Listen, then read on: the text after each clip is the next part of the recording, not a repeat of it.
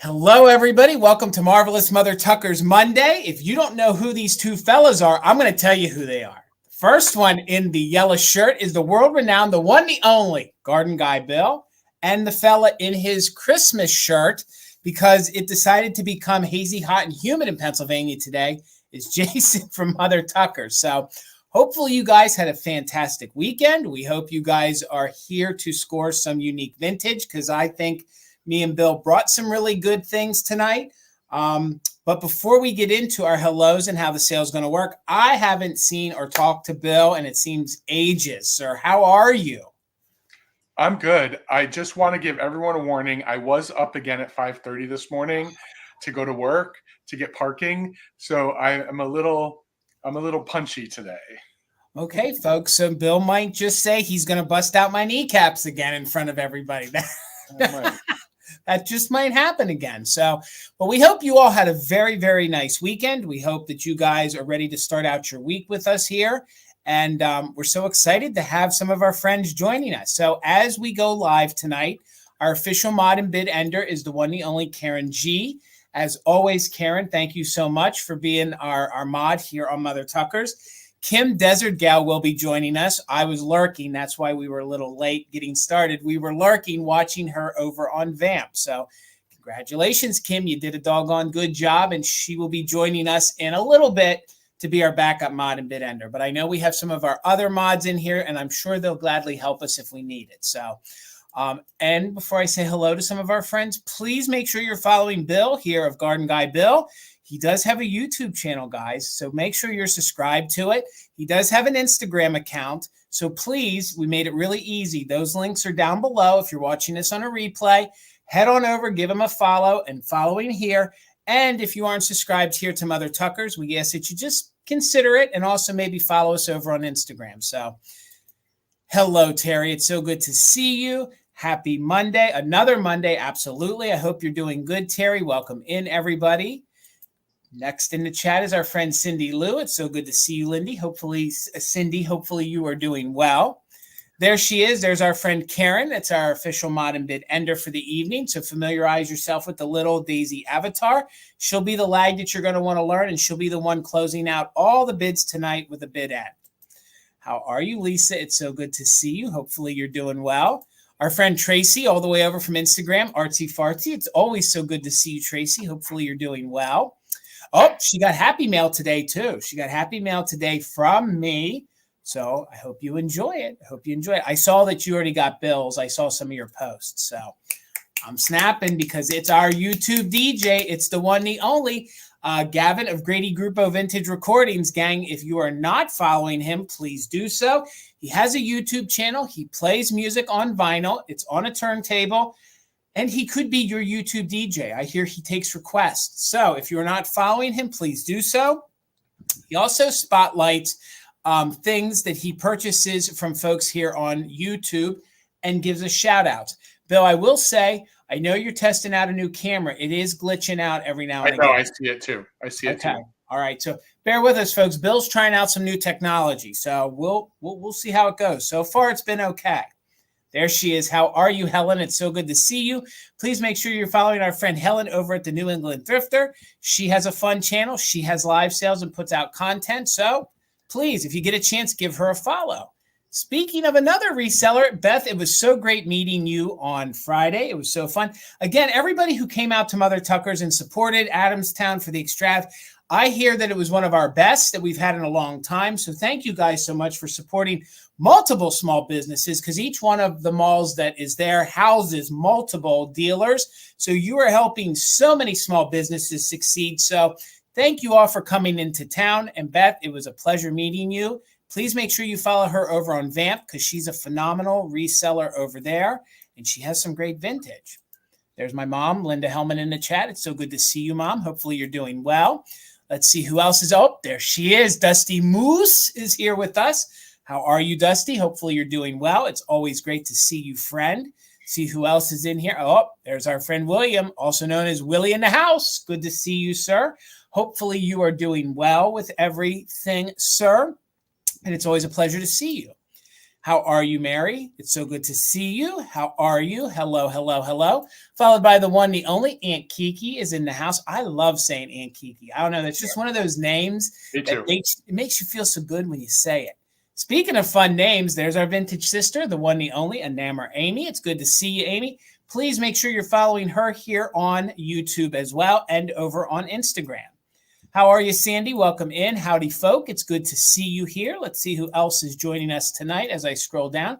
Spark Joy in Life. Speaking of a very joyful name, it's so good to see you. Hopefully you are doing well, friend. Who else is checking in here tonight?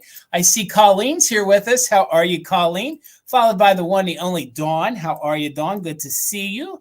Hello, everybody. There she is, Peppermint Patty. Oh. We had tacos tonight. It wasn't Taco Tuesday, it was Taco Monday, and I could use a nice cool peppermint patty because that was a little spicy there tonight. So, hello, Weird Night. It's so good to see you. Hopefully you're doing well. We're spanning that globe. We are definitely spanning that globe. There's a little buttermilk and cream checking in. There is one of Mother Tucker's finest, the one, the only Lisa, also known as Echo Valley Vintage. Guys, if you're not following her, please do so. She has an Instagram account. It is Echo Valley Vintage. So please give her a follow or even stop in and see her because she works at the shop a couple Sundays. So stop in and say hello. So it's so good to see you, Lisa. There she is, our friend Cheryl, coming in all the way over from Instagram, the one, the only.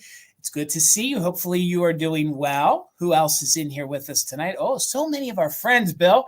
How are you, Deborah? It's good to see you. Followed by Tina of Mother Tucker's. It feels like just 2 minutes since I've seen you. There's Ruthie B in the house. Good to see you, Ruthie. How are you, friend? It's always so good to see you. See who else is down here with us. You did a great job, Kim. Congratulations. You did it. That was awesome, Kim. And make sure you guys are following her over on Vamp because she is now a vetted live seller over there. And she's also one of our mods. So she's our backup mod and bid ender. So it's good to see you. So how are you, Ginger? It's good to see you tonight. That's a new name to me. Hopefully you're doing well. See who else is down here. How are you, Chris, my broom closet friend? I hope you're doing well. Like I say, I do think of you. And hang in there. You're gonna do great. You're gonna do great, and it's so good to see you. There is our friend Noelle. How are you, Noelle? And I am Bill. I didn't even get to talk to you about this before we went live. Tina got to meet Noelle. Yeah, wow. Tina got to meet Noelle in person. I had just dropped her off. I had lunch with Sherry, Time for Treasure, and her husband Steve. Dropped Tina off, and she got to meet the one, the only Noelle. So. Noelle, thank you so much for coming down to Adamstown, and thank you always so much for your continued support of Mother Tucker's, other small businesses, and it was very, very good. Tina was so excited to meet you. Hopefully I get to meet you when you're down here for one of the next extras. And Noelle said that it was Mother Tucker's that brought into the YouTube and the whole thing. So it was the brick and mortar, the whole package. So it does. It comes full circle. So it's so good to see you, friend. Let's see who else is in here. Who else is down here? Hello, Trina. It's so good to see you, Trina. Hopefully you're doing well. She said that her seeds are sprouting. How are you, John? It's so good to see you, sir. Hopefully you're doing well. Who else is in here with us? I'm feeling good tonight, Bill. Mary Beth is here with us. How are you? Always puts a smile on my face when I see Pat Robinson. How are you, Pat? It's so good to see. I see she goes by Patty over on Vamp, but she goes by Pat here. So good to see you, Pat. There's our friend Metal Girl. So good to see you. Hopefully you're doing well. Checking in from New York, along with Noelle checking in from New York. I love saying where they're all coming from. The one, the only Debbie Gutierrez checking in from the Lone Star State, which is Texas, in case you guys didn't know that. Bill, you're like, duh, Jason. See if I missed anybody. Who else is in here? My chat's moving a little weird. I am going to speed up because Bill's like TikTok. We promised we weren't going to keep people. And the last newer person that I saw jump in is the one, the only Steel Whisper checking in from the Garden State. So again, guys, if you are not subscribed to Bill's channel, please do so. He's going to explain to you how the sale is going to work here tonight. And then we're going to jump into it. So Bill, take it away, sir. It's all you. Why, thank you. So we have 15 rounds of offer-up items tonight for you to take a look at, potentially ask questions about, perhaps even bid on. So the bidding part and the chatting part happens in the chat area. And the thing we always like to remind you all at the beginning of a sale is you want to make sure you're in the best version of the chat possible. And that means on your device, it should say live messages, live chat, all messages, not top chat. If you see that it says top chat, you want to toggle out of that into all messages so that you see everything and nothing is filtered for you. You also want to make sure that you're seeing the chat at the same speed that we're actually in the live mode. So you may be lagging depending on your internet speed. So there are a couple things you can do about it just to double check to see if you are caught up to the actual sale. And that's important if you like to be involved in the chat and have your comments be in the appropriate place, or if you like to bid. So you can actually close out your YouTube application, click back on YouTube, come back into the sale through Mother Tucker's website, and then make sure that little red dot is all the way over to the right. That should mean that you are caught up in the chat. However, you might start to lag again. So a better approach that works for many people is if you go into the settings on your device and you hit the setting called playback speed, set that playback speed to 2 times. And anytime you start to lag, it should automatically catch you up. And that's been a really effective, I do that when I watch other people's sales. It's really effective in keeping me in time. And Karen Gillette just put those instructions in the chat. So the chat is where we do all of our business, where we build all of our community, where we talk about the beautiful things that we're looking at tonight, and where you can ask questions if you have any questions. So if you do have a question, please pop it in the chat. Someone will bring it to our attention if we don't see it, because we do like to answer questions as we are showing an item that you may have a question about. We also invite you to use the chat to tell us anything you might know about the items. As usual, I'm bringing a few things tonight that I'd like to learn a little bit more about, if anyone in the room knows more. So if you do have questions about the items, we do ask that you ask them while we're still holding them up, because while we do our best to describe any condition issues that you should know about, we are selling vintage items, so you need to keep that in mind. These have had, you all know, I don't need to tell you that vintage items have had previous lives. You know, because that's why you're here. So if you're interested in something, let us know. As we're describing the item, we will tell you anything we know about it from historical context. I have some old glass tonight, so I'll talk a little bit about what I know about that. And again, you can add to the chat.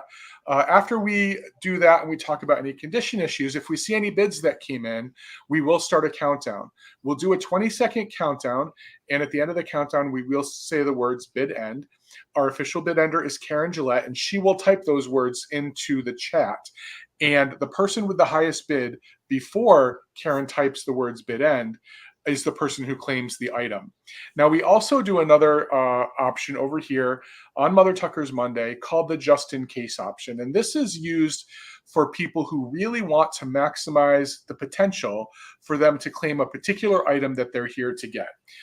If you are really interested in an item and you know what the maximum amount you might want to spend on that item is, you can actually let us know by typing in the letters JIC with that maximum amount you would be willing to spend.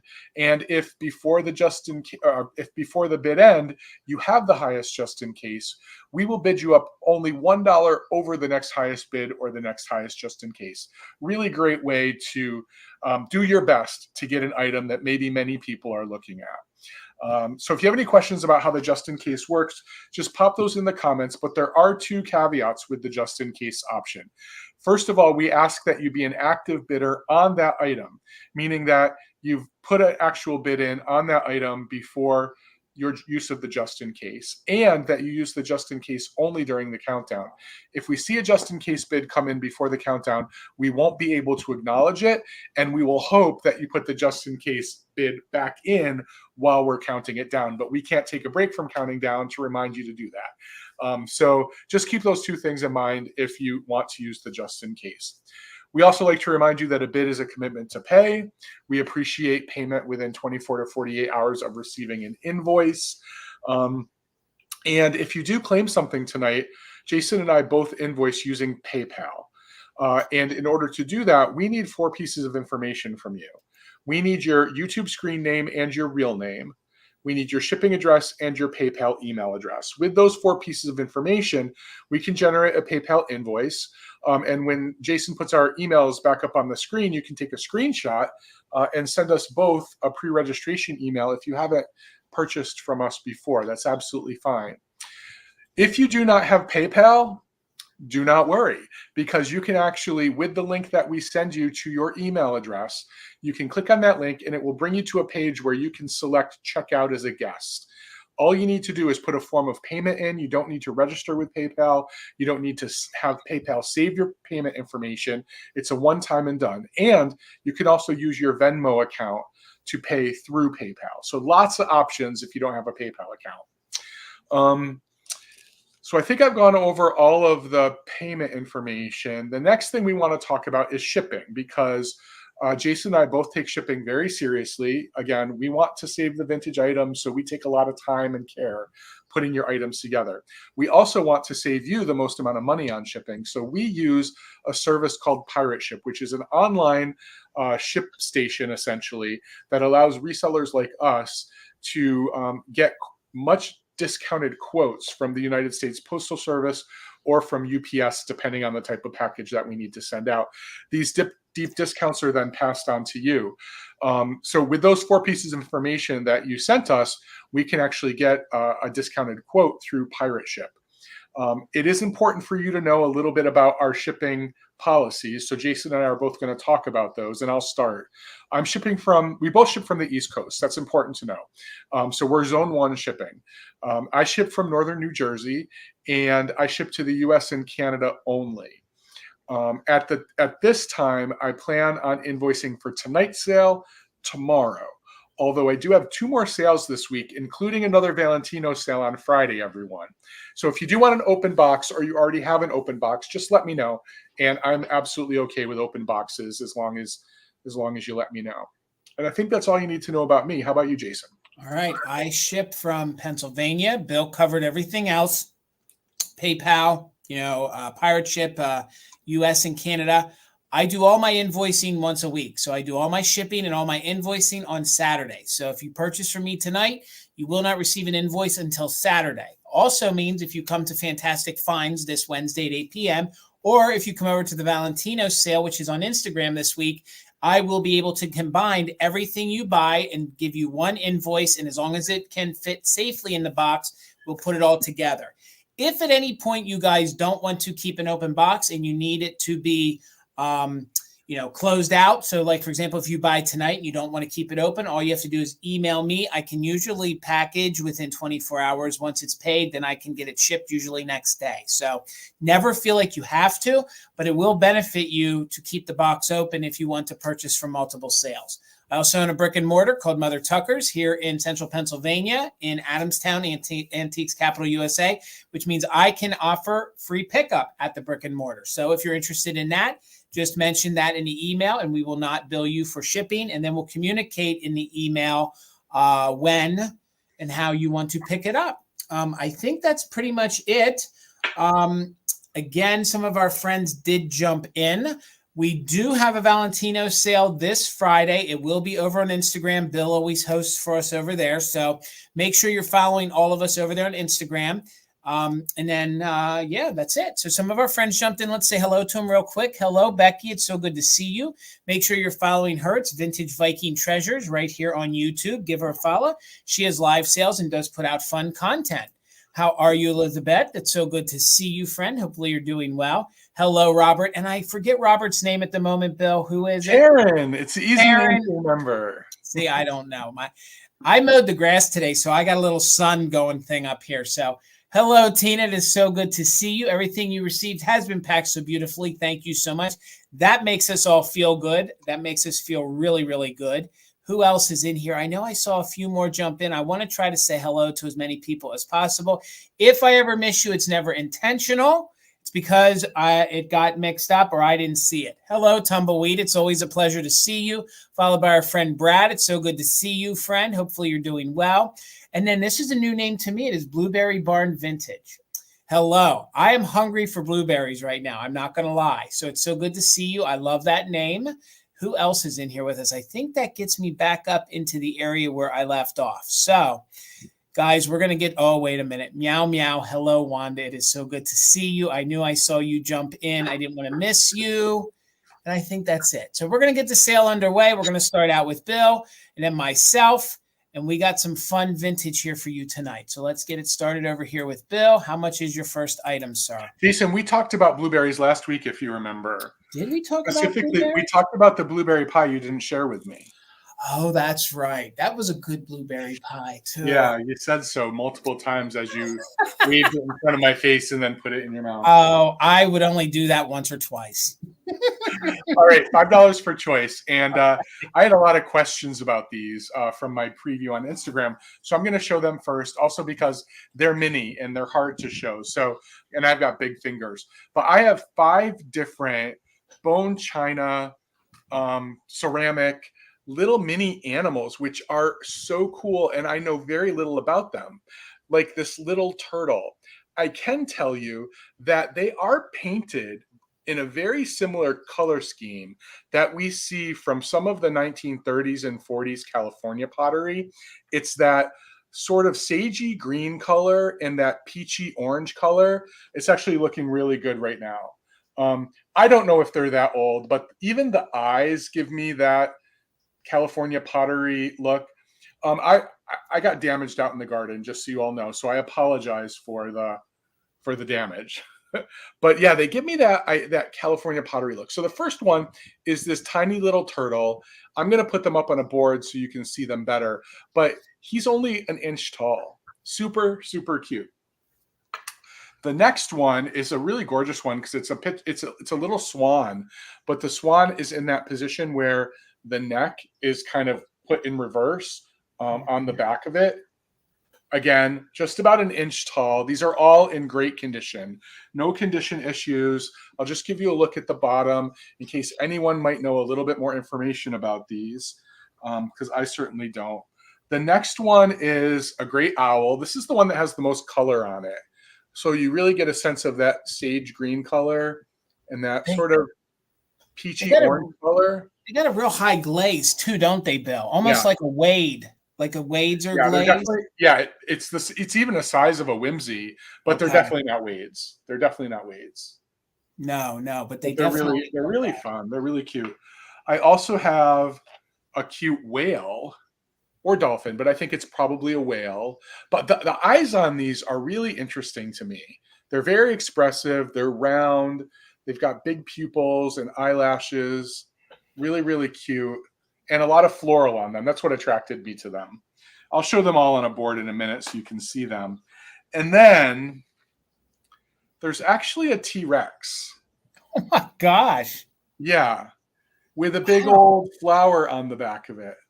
I mean, I assume that's what it is. It's what it is. It's got the tiny little arm that a T-Rex would have, right? Okay. So cute. So cute. I want some McNuggets, John. Me too, John. And I can't believe the Gillette's had tacos tonight, too. That's crazy. Chicken nuggets are a magic word. Chicken nuggets are magic food. Period. Agree. All right, I'm just going to put some black behind it so I can hopefully get you all a really good view of them. Oh, that looks good, doesn't it? Mm-hmm. So these are the choices. So we'd be looking for 6 or more for choice, and I will start the countdown. So if you are interested, now's the time to get a bid in. 20, 19, 18, 17, 16, 15, 14, 13, 12, 11, 10, 9, 8, 7, 6, 5, 4, 3, 2, 1. Bid end. Hello, Patty Rose. And I do remember that show with the dinosaurs in the 90s. What is that, Dinosaur Train? No, it was the dinosaurs, and the baby would always hit the dad and say, "Not the mama." That's what Patty was talking about. Okay. I know you. I'm sure you saw that show, didn't you, Bill? No, the 90s, Jason. I wasn't around. That's right. All right. So thank you for the bid end, Karen. So Meadow Girl, welcome. With your bid of 6, you have first choice. We can just claim them by the name of the animal because they're all pretty apparent. And then I think Peppermint Patty had backup at 5. So I'll hold them up and let Jason go just because I can watch the comments for the claims. She wants the owl and the dinosaur. Fantastic. All right. And I have a feeling Peppermint Patty also wanted the dinosaur. So I'll just watch in case there was anything else you wanted. All right. And my first item tonight is going to start at $15. And this, I believe, is 1950s California pottery. They made a lot of different trinket boxes. They were used for multiple things in the 1950s. This one is like amoeba shaped, almost very, atomic style.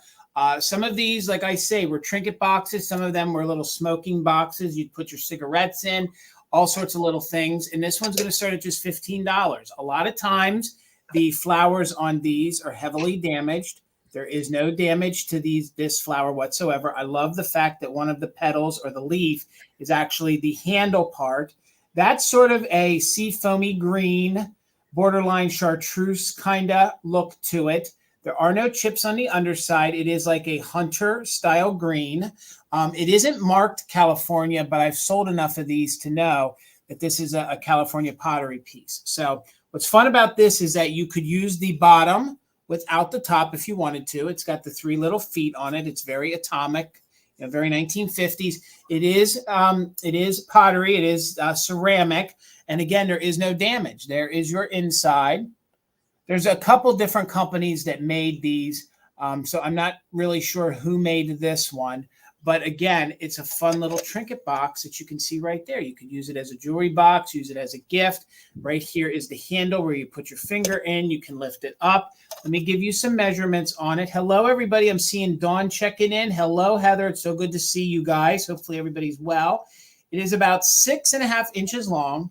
So it's 6.5 inches long. It's about 4 inches wide and about 4 inches tall. So again, this is fun if you guys are looking for some, floral style things to add to your mid-century. Let me hold the lid without the base. I don't feel like I'm doing a good job. So it's that like atomic style shape, sort of amoeba looking, and it's just a little trinket box, about 6.5 inches. Usually I find these and a whole petal has been broken off or extreme damage. There's like almost a spaghetti effect in there to the inside. I mean, if you wanted to and you were creative enough, I mean, how great would that be if you had a small little pixie? You could put a little pixie in there, maybe glue a little pixie in there. But it's just a gorgeous green, definitely like a hunter emerald style green for your mid-century. And usually these are extremely damaged and there is no damage. And a lot of times when I sell these in the shop, they're well more than $15. So again, fun little trinket box, smoker's dish. You could do all sorts of different things with it. I'm not seeing any interest. That's okay. It will come back during the recap. But it was $15 if anybody is interested. Oh, and I think I did say at the very beginning, it has three feet. So it is a little tripod. And you can see that's what the ceramic looks like. So it's just a fun little piece. Thank you, Ruthie. I love it too. And I know you're a lover of California pottery. And I know that folks that know their California pottery know that usually these are heavily damaged and not in very good condition. So let's get Bill back over here and let's keep it moving. We got some stuff to get through. $20, Jason. I'm going to bring this because it's very much in the same color scheme of what you just had. I have this gorgeous pedestal planter, which is very similar in color to what Jason just had, but it's not California pottery. It's almost a Majolica looking glaze on it. If you look at the top, look how pretty that is. And it's got this great swirl pattern on it. And you may be surprised to learn what company made this because it doesn't look like the typical piece from this company. But this is a hull piece. It is a numbered piece. And it comes in 4 colorways that I know of. There's an aqua, there's a white, there's a brown, and then there's this green. And I love this planter. I have several of them because of the size. It fits around a nursery pot, so you don't ever have to have water come into contact with your planter and your pottery if you use this sort of planter, because you can just take your plant out of it when you water it, pop it back in. The nursery pot is hidden under the lid, and it keeps your plant and your pottery both in good condition. So it is 8.5 inches tall, so it's also a big one. But I love that it has this pedestal on it, and it's why I use it, because I have smaller plants around the bottom, and it just gives the plant that's in this a little bit of height, which I think is really, really important if you have, a shelf with more than 1 or 2 plants on it. You do need a little bit of variation. There are no condition issues with this one. I kept that one that has the chip in it. This one does not have a chip in it. This one is in great, great condition all the way around. Really, really pretty piece. I love my shirt too. Thank you. I love me some John Denver. So yeah, so just $20 if anyone's interested, and think about it, and we will bring it back at the recap time. All right, guys. I have something really unique. Mine's also going to start at 20, but I'll highlight a different 20.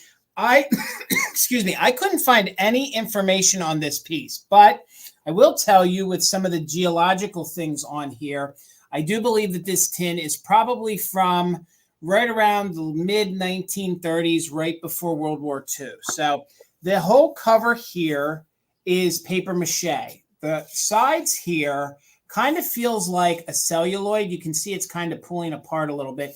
Kind of feels like a celluloid, but it is tin. So the base of it is tin. But it has, first of all, it has all these facts around here on the outside. Like it has all the facts about Abraham Lincoln. It gives you facts about Washington, D.C. On the back, I could barely make out who made it, but it looked like patent applied for back here. Like I think it was 1937. It's very hard to read. But the tin is very clean on the inside. Okay, so the tin's very clean on the inside. But this is just overall fun. If you guys are into globe collecting, also, I feel like something was missing here. The hole did go through the inside. I didn't know if this was some sort of game that folks would have played. I sold a tin sort of like this back in the fall, and it had like a little spinner on it, and then it would land somewhere. So I don't know if it would then land on the stars, and then you would have to use whatever historical fact on the side to play a game. I don't know that. But here we have the United States. It actually has a little plane showing when Lindbergh flew across the Atlantic. It shows all sorts of different milestones like the Panama Canal. Then we know that it's prior to the Hawaiian Islands being, part of the United States. And I do believe that that also shows when one of the volcanoes erupted. And then that looks like it is a China-style plane. I don't know the history behind that. So there's a little bit of wear, but this is fun. It kind of looks like a globe. It does have some wear to it. It would be great to store some things in. I was really excited because I had never seen anything like this before. Bill, have you ever seen anything like this? No, it's really interesting. And then it's about then I think it actually shows like Christopher Columbus when he had come across and where he had landed. So the dimensions on it, and again, I believe it's from the mid-1930s. It's about 7 inches in diameter, so it's 7 inches around, and then it is just about 3 inches tall. So some of the other things is it tells you about, I think that was James. So it tells you about James Madison. And it tells you about the different presidents. It also gives you the history of the Liberty Bell here, if we can get my camera to focus. So it gives you the history of the Liberty Bell. So this is just fun. I mean, this would be fun if you wanted to use it in your, if you were into history, if you collected globes, if you wanted to use this in your maybe 4th of July, very, patriotic. I love the font of the Pacific and the Atlantic Oceans on there. It feels like an old map. Plus this here, you can see there is a little bit of wear right there. This is like a paper mache on the front. I couldn't find any of these tins anywhere, so I can't tell you anything else about it. If anybody else knows, please feel free to let me know. But again, you get like this was the presidential seal. It tells you about that. It doesn't necessarily give you exact dates on it. Then it gives you the Statue of Liberty here and a bunch of presidents. So with that said, I just think it's a really neat vintage tin that you're not going to find other people having this. So let's go ahead and do a countdown. Patty is in at 20. Thank you so much, Patty. We're looking for 21 or more. It needs to, oh my God, Patty, you're right. If you guys had one of those little American flags, like a little toothpick, pop that in there. You're exactly right. So, and it will sit on its side and stand up for you. So let's go ahead and count it down. We're looking for 21 or more. We are doing just in case if you're an active bidder, but Patty has it at 20. So let's count it from 20, 19, 18, 17, 16, 15, 14, 13, 12, 11, 10, 9, 8, 7, 6, 5, 4, 3, 2, 1. Bid end. Just note there is wear to it, but I think that's a good thing. I think the patina adds to it. But there's no weird smells or anything. Like, I don't think it was, it may have been in a basement, but it doesn't smell like basement. So, all right, Patty, congratulations. It's coming to you for $20. It's a really, really unique tin. Thank you so much, Patty. All righty, Bill. $9 for choice, Jason. And I have some interesting, I think, historical ephemera, sort of related to what you just had, of a different nature, though. I have 3 copies of different months, issues of a magazine called Today's Housewife from the early 1920s. This magazine is dedicated to housekeeping, fashions, and needlework, because that's what today's housewife needed to know. It's got beautiful illustrations. All the front covers are in full color, and there are some colored illustrations on the inside as well. The one I'm holding up right now is February 1926, and it's just a little time capsule of both a lot of advertisements for a lot of different products, but also a lot of articles about the types of things that in the 1920s they thought housewives needed to know about this. Look at this double-page spread with, look at these fashions. And they're in a bit of color. They're really, really neat. I saw articles in here that tickled me and also sort of upset me at the same time, I guess, or not upset me, but just made me realize how far we've gone. So there's an article here about how you can get rid of 20 pounds fast. So our obsession with weight loss is not a new thing. So many good things. Time savers for housewives, actual stories. There are patterns in here about how to make clothes for your children. Just a lot of really interesting things. And they're in good condition. Faint library smell. I will say that, a faint one. But that is to, I mean, there are no major rips or tears. There's a little discoloration around the edges. Not much at all. So this is February 1926, and as you can see, they're rather large. There's also an issue from December 1925. Oh my God. Yeah, isn't he great with the little puppy? He's fantastic. Yeah. On the back of this, you can get a 30-day trial for $2 a month of these sheets for your beds with only $1 down. You can order this big doll that walks itself. Oh my God. Straight to your home. It's like a big Betty. It's good. There's a note here from an attorney to mothers and prospective mothers. Okay. Don't know what that's all about. So many fun things. Again, more of those full color fashions. Yeah, I just think these are really neat. And then there's one more issue, which is a bit older. This is April 1923 with this gorgeous lady on the front. This one does still have the postal stamp on it, so just keep that in mind. With no money down, you can get all of this. All of this. Oh my God. That would just tickle a housewife to death. That she can get all of that, right? New cookware, absolutely. Look at this. Here, it hasn't changed. Would more money make you happier? 100 years later, we're still complex with the same question. And 100 years later, this is still like a flippable magazine. Mm-hmm. Like, I don't feel like I have to be super, super careful with it. Pretty dresses for young girl graduates. Simple embroideries for summertime. Freshening up for spring and summer. I mean, just so many so many cool things if someone grabs these that you can dive into and take a look at. So I'm going to start a countdown. Thank you for your bids. I will just show them as I'm counting down. 20, 19, 18, 17, 16, 15, 14, 13, 12, 11, 10, 9, 8, 7, 6, 5, 4, 3, 2, 1, bid end. Yeah, I think they're fun too. And quite frankly, Chris and I sat down at the table last night and we were looking through these. It was really fun.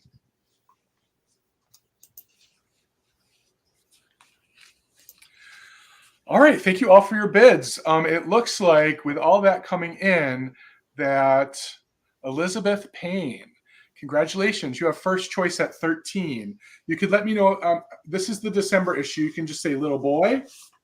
You can say feather, since she has a feather, or here you can say flower. So boy, feather, or flower. And then I think Ruthie is back up at 12. And then forever fifth dimension, Elizabeth wants the flower. She wants the flower. Elizabeth's going to take the flower. So Ruthie, I have the boy or the feather if you're interested. She wants the boy, Bill. The boy. So I have the feather left for anyone remaining. So next was forever fifth dimension. You can let us know if you would like the feather or you'd like to pass. Then Lisa. And then another Lisa. We love our Lisas and our Karens, right? Yes. So forever fifth dimension.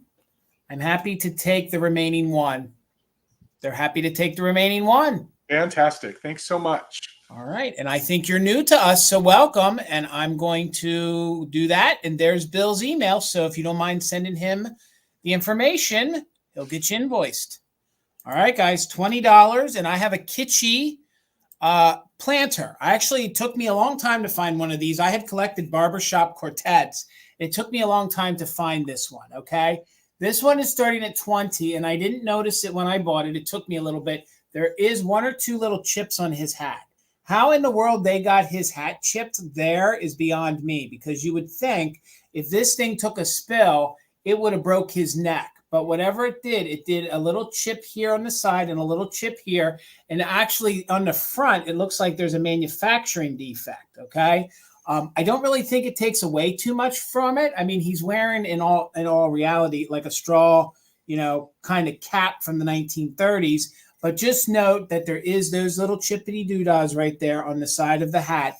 But if you put a plant in here like Bill's going to recommend, you're not going to notice that because that's going to fill that void. So we have a very fun kitschy planter, a barbershop quartet. And down here, that old gang of mine is what they're probably singing.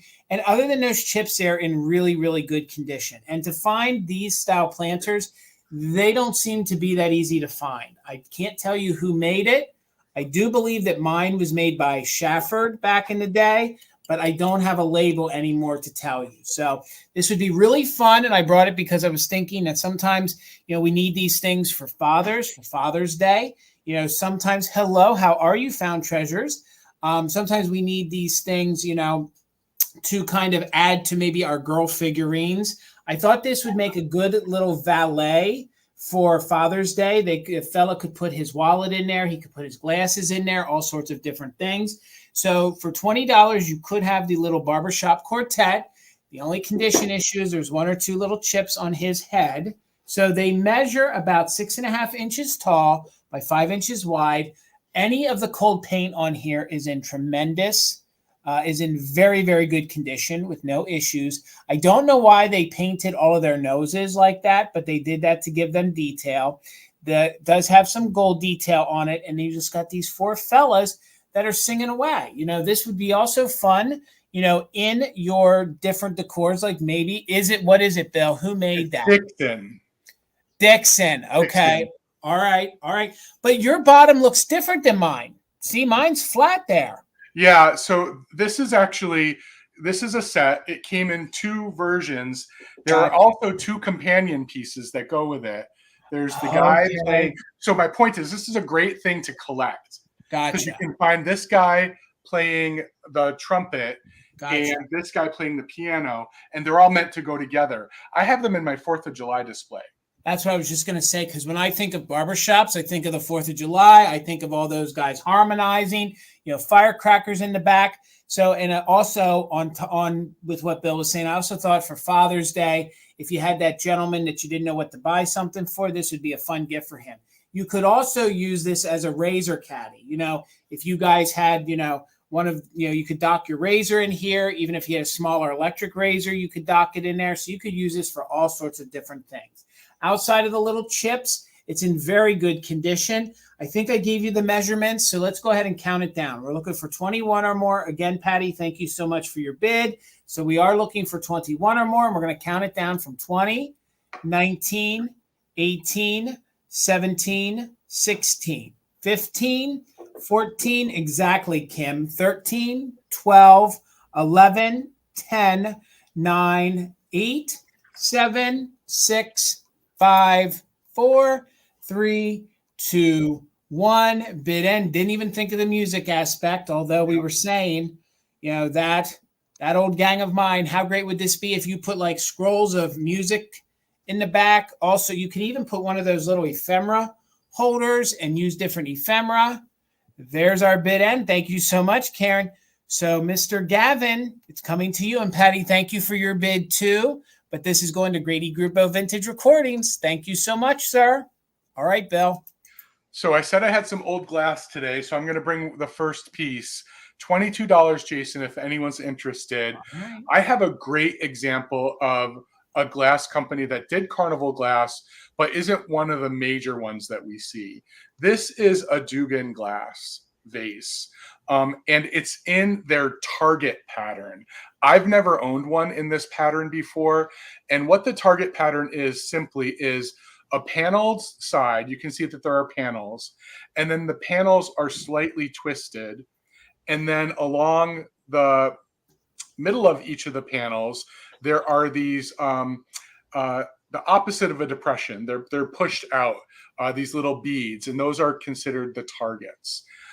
It's gorgeous. It is Dugan. Yep, it is Dugan. It is gorgeous. I do want to disclose, though, which is reflected in the price, there is a tiny chip down here at the bottom. As you can see, I can rub my finger over it. I don't have a problem at all with it, but it is there. Just want someone to know it in case they're concerned about that. And I have another Dugan piece later today, so it was fun to be able to bring two to the same sale. So this is the marigold color. It does come in other colors. There's an amethyst. There is a peach, actually, a peach luster in this target pattern, which is also super pretty. It is 11. It's almost a foot tall. It's 11.5 inches tall, and it's got a really nice shine on the carnival. Sometimes the marigold carnival gets a little worn. Not this one. This one's actually really good.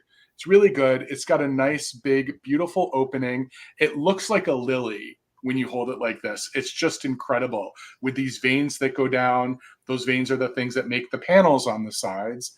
It's just really, really pretty. It has the early 1900s typical nondescript base on the bottom, the fan base that so many of the companies used before they started marking their company codes on the bottom. But super, really pretty vase.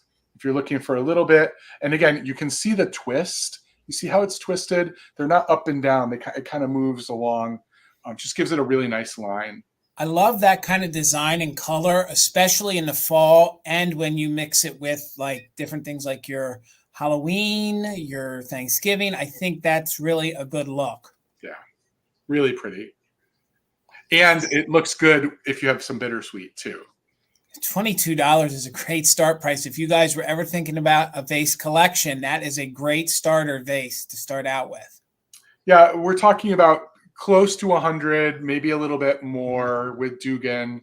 So it's just it's really, it needs to find a home that can preserve it for the next, the next generation. But think about it, and we will bring it back at the recap. All right, guys, let me get myself over here. $25 is my next start, and you're going to get the whole lot. Wait, we got Noellen. Bill. Hold on here. Let's get this over here. Yeah, my lilacs are blooming right now. That's a great idea. I have dark purple ones, so they would look really good. All right, so I'm going to go ahead and start that countdown. If you are an active bidder, you can use a just in case. We're looking for 23 or more. No. I'm waiting, Karen. Don't worry, I waited. There's a heck of a lag. Yeah, we have a lag.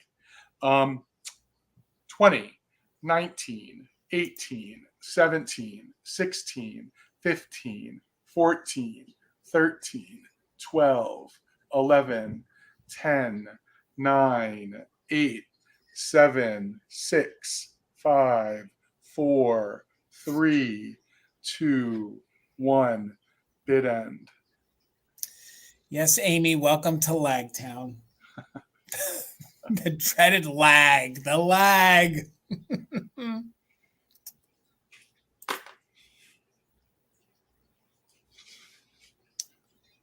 All right, there's that bid end. So thank you so much, Karen. Thank you for your bids, everyone. Noelle, it is yours for $24. Thank you so much. All right, guys, let me get myself over here and let me retrieve my start price. So it's going to start at $25 and you're going to get the whole grouping, okay? I'm sad to say I don't have the 45 that goes in here, okay? So you are going to get the picture sleeve, okay? So you are going to get the Elvis Presley teddy bear picture sleeve. On the other side, we have Western Elvis, which I love him, which he sings Loving You. But this alone is collectible. To find some of his picture sleeves for 45 is a little, they're not always easy to find. There are staples in here. I don't know that that necessarily is factory or the way it was put out, but I do love me a little Western Elvis when he's holding a teddy bear. So this is the first thing you're going to get in your lot. And I have had, this is probably the most pristine, cleanest, authentic style teddy bear that I have ever owned in my life. Okay. So he is in superb condition. And I thought that he could be your little Elvis teddy bear. And if you saw my preview, I had him holding the little 45 picture sleeve, and he is in very, very good, clean condition. He has like a faux little corduroy tongue or mouth on him. He's got these thick plastic eyes. There's no funky odors. There's no funky smells. He is your quintessential carnival style teddy bear that would look great under your Christmas tree if you guys maybe decorate like that. I believe this is his original bow. He is a hunk of burning love, Amy. He measures, so you're going to get the whole lot. The bear measures about 20 inches tall. So the bear's about 20 inches tall. He's in very good condition. He's about 10 inches at the widest point with his arms. So for the 25, you not only get the pristine bear in superb condition, no issues, no moth holes or anything. You also get the vintage Elvis Presley teddy bear picture sleeve for your 45. And if you guys remember back in 2000 when the Elvis Review album came out, A Touch of Gold, this is actually one of the giveaways. It is a little Elvis. It mimics the album cover, and it is a little metal keychain, authentically signed by Elvis. And now, can you believe, if this is 2000, how old this keychain is?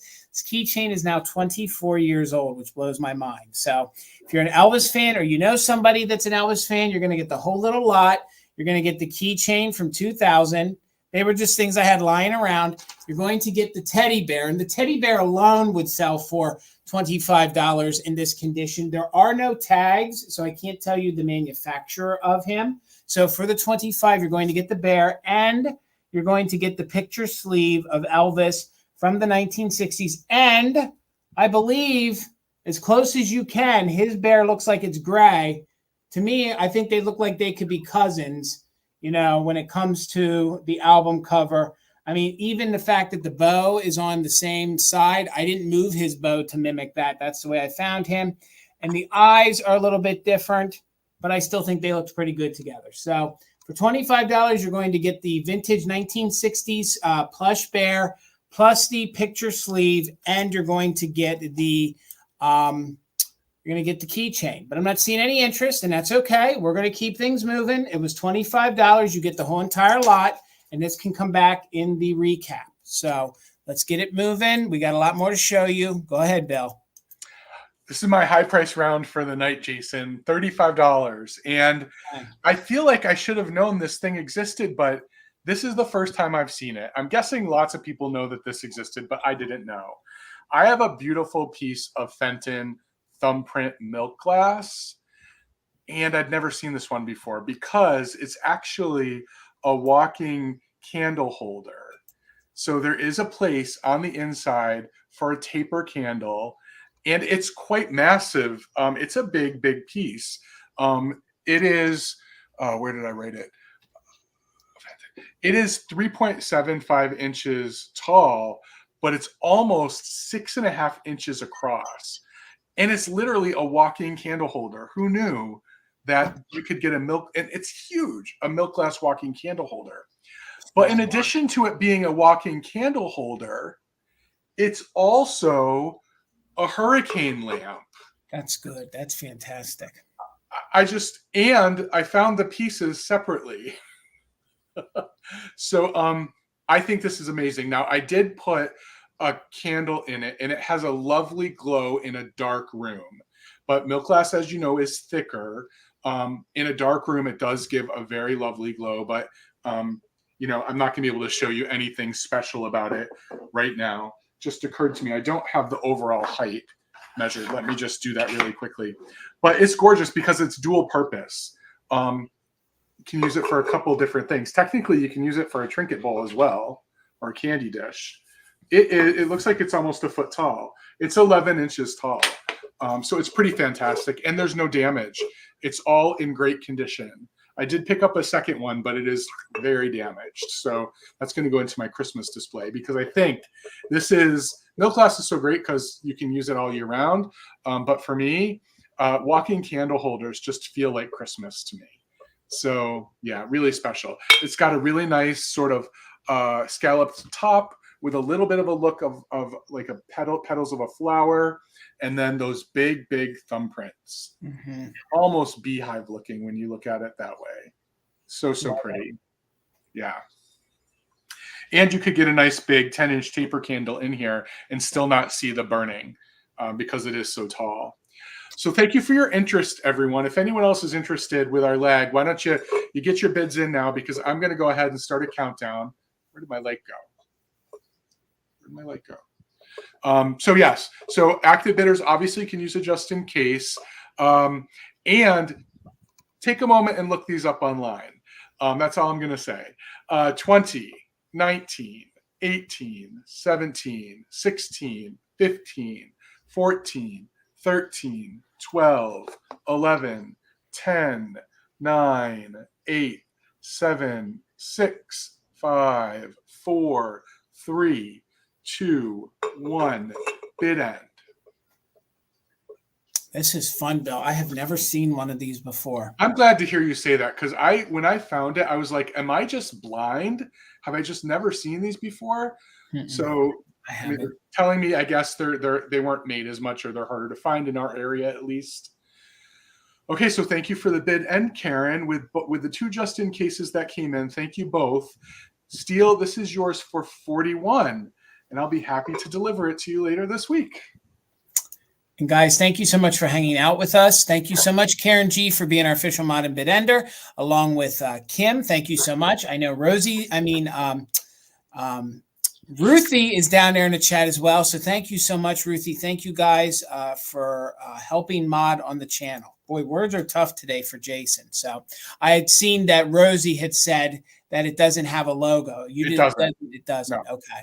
All right. I'm going to follow your thumbprint with my thumbprint for the evening. And mine's going to start at $30. It's been a hot minute since I have even found a vase that I could afford to bring to a live sale. So I have a Fenton amber thumbnail swung vase. I do love the mouth on this because I think it is a little more conservative. You know, it's not one of those radical pulls. I think this, I like the way the top is on this. I didn't count all those fingers. I don't necessarily know that, you would want nor care how many fingers it has. There's no sickness to it. There's no haze to it. There are no chips. I do love the golden honey amber of Fenton that they used there a lot in the 60s through the 1980s. And again, I have never had one of the thumbprint vases to offer. So there's your base, no chips, no cracks. There is no Fenton label, so it is prior to 1971. The measurement on it, it comes in at about 12 and a half inches tall. So 12 and a half inches tall. And again, if you guys have multiple swung vases and you want one that doesn't have such a radical swing to the mouth, I think this would be good and mix in really, really well. It is a nice height. And again, you can see that there is no, mineral deposits. There's no sickness to it. It's in just very, very overall good condition. And the fact that it comes in at 12 and a half, it's going to be one of those middle size vases for you that you could pop right there into the middle between the tall ones and the small ones. Thank you, Tina. I see you in at 30. So we're looking for 31 or more. Again, there are no chips, no cracks. You can see down in there, it is very, very clean. I actually cleaned it. There was a little dust in it. But other than that, it's in superb condition. Again, this is the thumbprint by Fenton. Thank you, Nikki. I see you in at 32. You can collect a lot of pieces, compatible pieces to it. That's what's so nice about this pattern is that you can find handkerchief faces, you can find nappies, you can find the candy dish is really fun and I know very desirable in this pattern. Even would look great with Bill's milk glass that he had, put the amber with it. It's going to look really, really good. So thank you guys for the bids. I see Nikki in at 35. I had Tina in at 34. Let me show you one more time how that glistens underneath the light. Thank you, Steele. I think it's pretty too. There's the bottom. Here is the stem on it. Again, no chips, no cracks. Let's go ahead and do a countdown. We're looking for 36 or more. We are doing just in case for active bidders. 20, 19, 18, 17, 16, 15, 14, 13, 12, 11, 10, 9, 8, 7, 6, 5, 4, 3, 2, 1. Bid end. Again, Karen G., thank you so much for being our official mod and bid ender. We're at 35, looking for 36 or more on the Honey Amber Fenton thumbprint swung vase. So Tina, you had a just in case of 40 right before the bid end. So with the 35, Tina, congratulations. It's coming to you for $36. Thank you so much. All right, Bill. $22, Jason. And I have a beautiful little piece for anybody who collects minis of anything. I have this gorgeous, I don't know how it's going to show. I have this gorgeous glass octagon curio cabinet. And it's mirrored in the back, as you can see. The glass is in amazing condition. There are no problems with the glass on this one, I should say. And you see this beautiful etching, this floral and bird etching that's on the door. So it does open from the side. And this octagon shape just gives me 80s vibes. I don't know exactly the era that it's from, but that's kind of what it gives me. Because there's a flat bottom, it sits really nicely on the surface, but there are also two very strong hooks up here if someone wanted to mount it on the wall. The back of it is really the only condition issue. There's a lot of patina on the back, but other than that, it's really beautiful. It is soldered metal that keeps the glass in, and all of the glass panels are in great repair. There's nothing to worry about with them. Let me just get it right side up. There are two etched birds, as you can see, and then this floral etching here in the middle. And in my preview, just to give you a sense of the scale, I had those little minis in it. So that's that little 1-inch turtle that we saw earlier. So you can actually probably get a 2.5 piece on each of the shelves if that's what you're interested in. It's 8.5 inches tall and 9.5 inches from this point to this point. Really cool thing. Love it, Bill. So yeah. 1980s. So it does feel that, doesn't it? It does feel like that. Yep. But that's the hot thing right now. It's that granny chic. It's that 1980s kind of look. It's in the pink, the vase that looks like the shell. I mean, it's How good would this look with two of those enamel nail art flowers on either side of it? Yeah, absolutely. really fun. Absolutely. Well, thank you for your bid. I'm going to go ahead and start a countdown. If anyone else is interested, we're looking for 23 or more. And I'm sorry there is a mirror in the back. So, it just occurred to me, you can see my front door now. So that's literally where I sit, everyone. I sit right in front of the front door. And that's my little staging area where I take all my photos. Oh, and there's the fish. You can see the fish. Taking us on the home tour, Bill. Not necessary, I know. So 20, 19, 18, 17, 16, 15, 14, 13, 12, 11, 10, 9, 8, 7, 6, 5, 4, 3, 2, 1. Bid end. So fun. And you know that this is one of the things that you need it and then you can't find it. And when you see it, you got to snag it. Yeah, agree. Thank you for the bid end, Karen. Dusty Moose at your bid of 23. This is coming to you. Thank you so much. All right. And I'm going to follow Bill's tchotchke case with what I think would marry well with it if you hung it on the back on the wall. So I have these thin brass. They're like a thin metal and they're brass colored. They have the little wooden centers. They're very 1980s, but they also would fit with your boho. They would fit with your mid-century, and you're going to get all three of them. So I have one of the larger ones, and I think we all remember seeing these in somebody's home in the 1980s or the late 1970s, and that's how you would hang it. There's a little hook right there on the back. They're very lightweight. And then you have that little piece of wood in the middle. So this is the first one. You're going to get a set of three. So you're going to get all three of them. The larger one, let me get my measurements here. Where am I at on my notes? Goodness gracious. Okay, the larger one measures 7 by 5. So this one measures 7 by 5. And let me get my black paper to put behind it because I feel like you guys aren't fully seeing it. There we go. So good night. And that's what the largest one looks like. So they're really fun. It is that thinner plastic. So thinner plastic. It's that thinner tin, that thinner metal, and they're very lightweight, and they hang on your wall. So they look great with your brass mirrors. They look great with your crewels. That was your large one. Here is one of your small ones, and your small ones measure just about 6. They measure about 4 by 3. So the small ones measure about 4 by 3. And that's not like patina. That's actually a texture that is on the wings. So the wings have like a texture on them. Thank you, Aunt Kiki. I see your bid. So let me get in there close. Again, that's not like a patina on there. That's actual like a textured effect that they put on those. So there's one of your small ones. Here's your other small one. So again, they're fun. You can, hang them however you want, scatter them, all over your wall. So you get 2 small ones, and then you're also going to get the large one. So we're in at 15 with Aunt Kiki. We're looking for 16 or more. There is no name on them that I could find. I do recall, seeing that my mother sold Home Interior, which is Home Co. I do feel like these were sold through Home Co. And I do also feel like they were sold in the commercial, in at like the Kmarts and things like that. So, but 1980s or late 1970s fun here. It also spills over to your mid-century because you have the wood effect to it. So let's go ahead and count it down. I'm showing you 2 of them. You're going to get a set of 4. And Aunt Kiki is in. Let me see if we can hold. Let's see how good we are. Let's hold the other one like that. Well, that isn't quite right. Let's hold it like that. And there we go. So you're going to get all 3 of them for 15. We're looking for 16.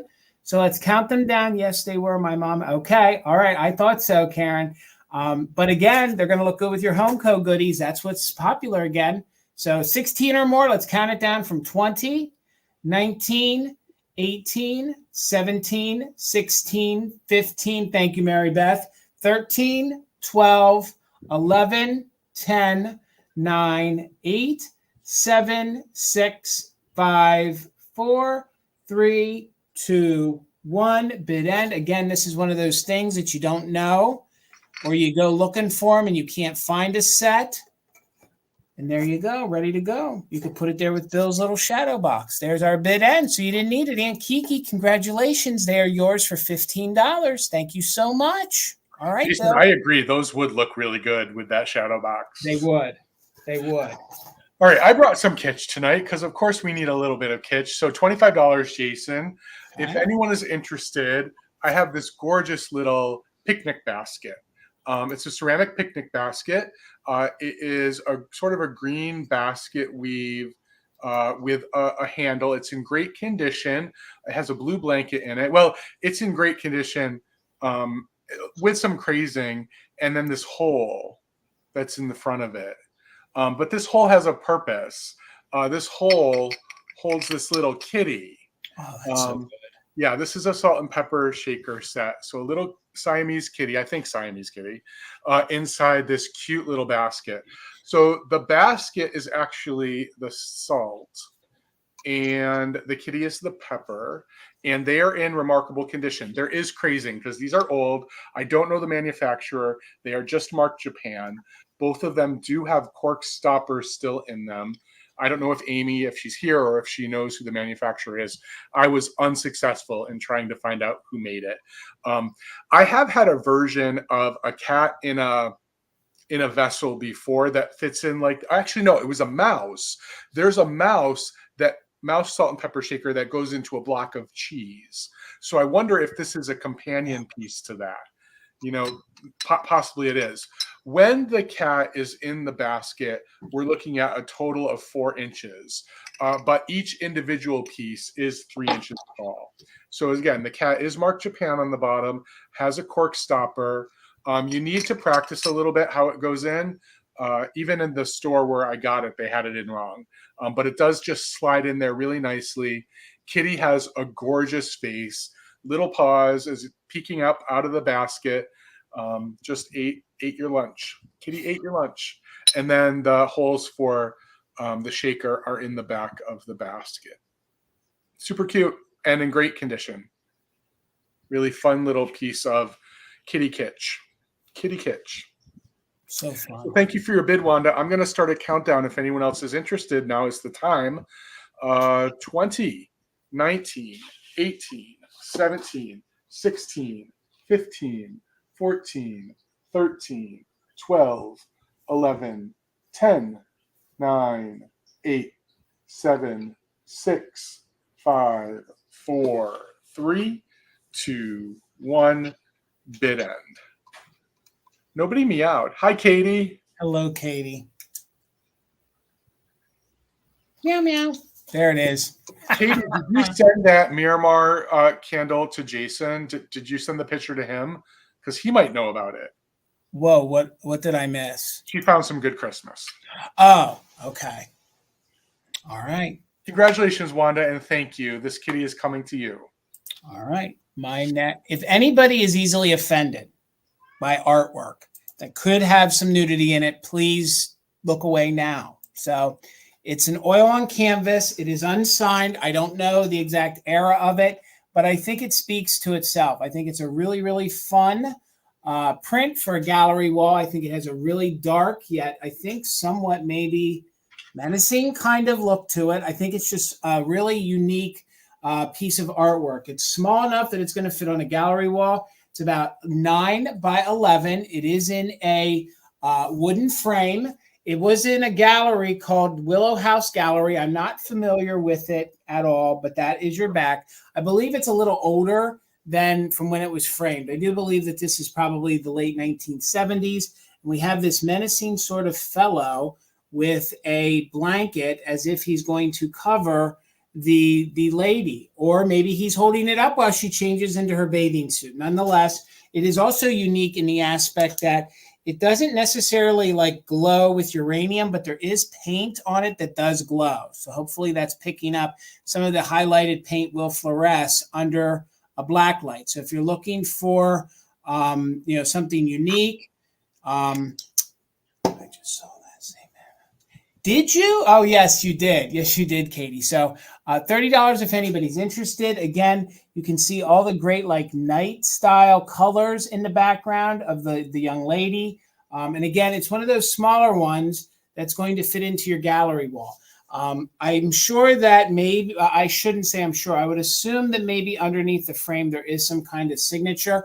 But I will say when it comes to these style nudes, a lot of people aren't necessarily concerned with the signature. They're more concerned about the content of the oil painting. So again, this can be, translated into a multitude of different things, whatever you see. But I just think it's very, very unique. Just the look of it. Again, I was thinking gallery wall. I was going for a look tonight. I thought if you had that on your wall, then I have some of my mirrors coming up later. I just thought it was a kind of look, maybe even throw those boho style butterflies on there as well. So maybe he is. See, Dusty, that's it. He is. He's sneaking a peek. It's all on what you translate and what you see. So again, for a one-of-a-kind hand-painted piece at $30, I think that's a pretty good price, especially considering the size of it.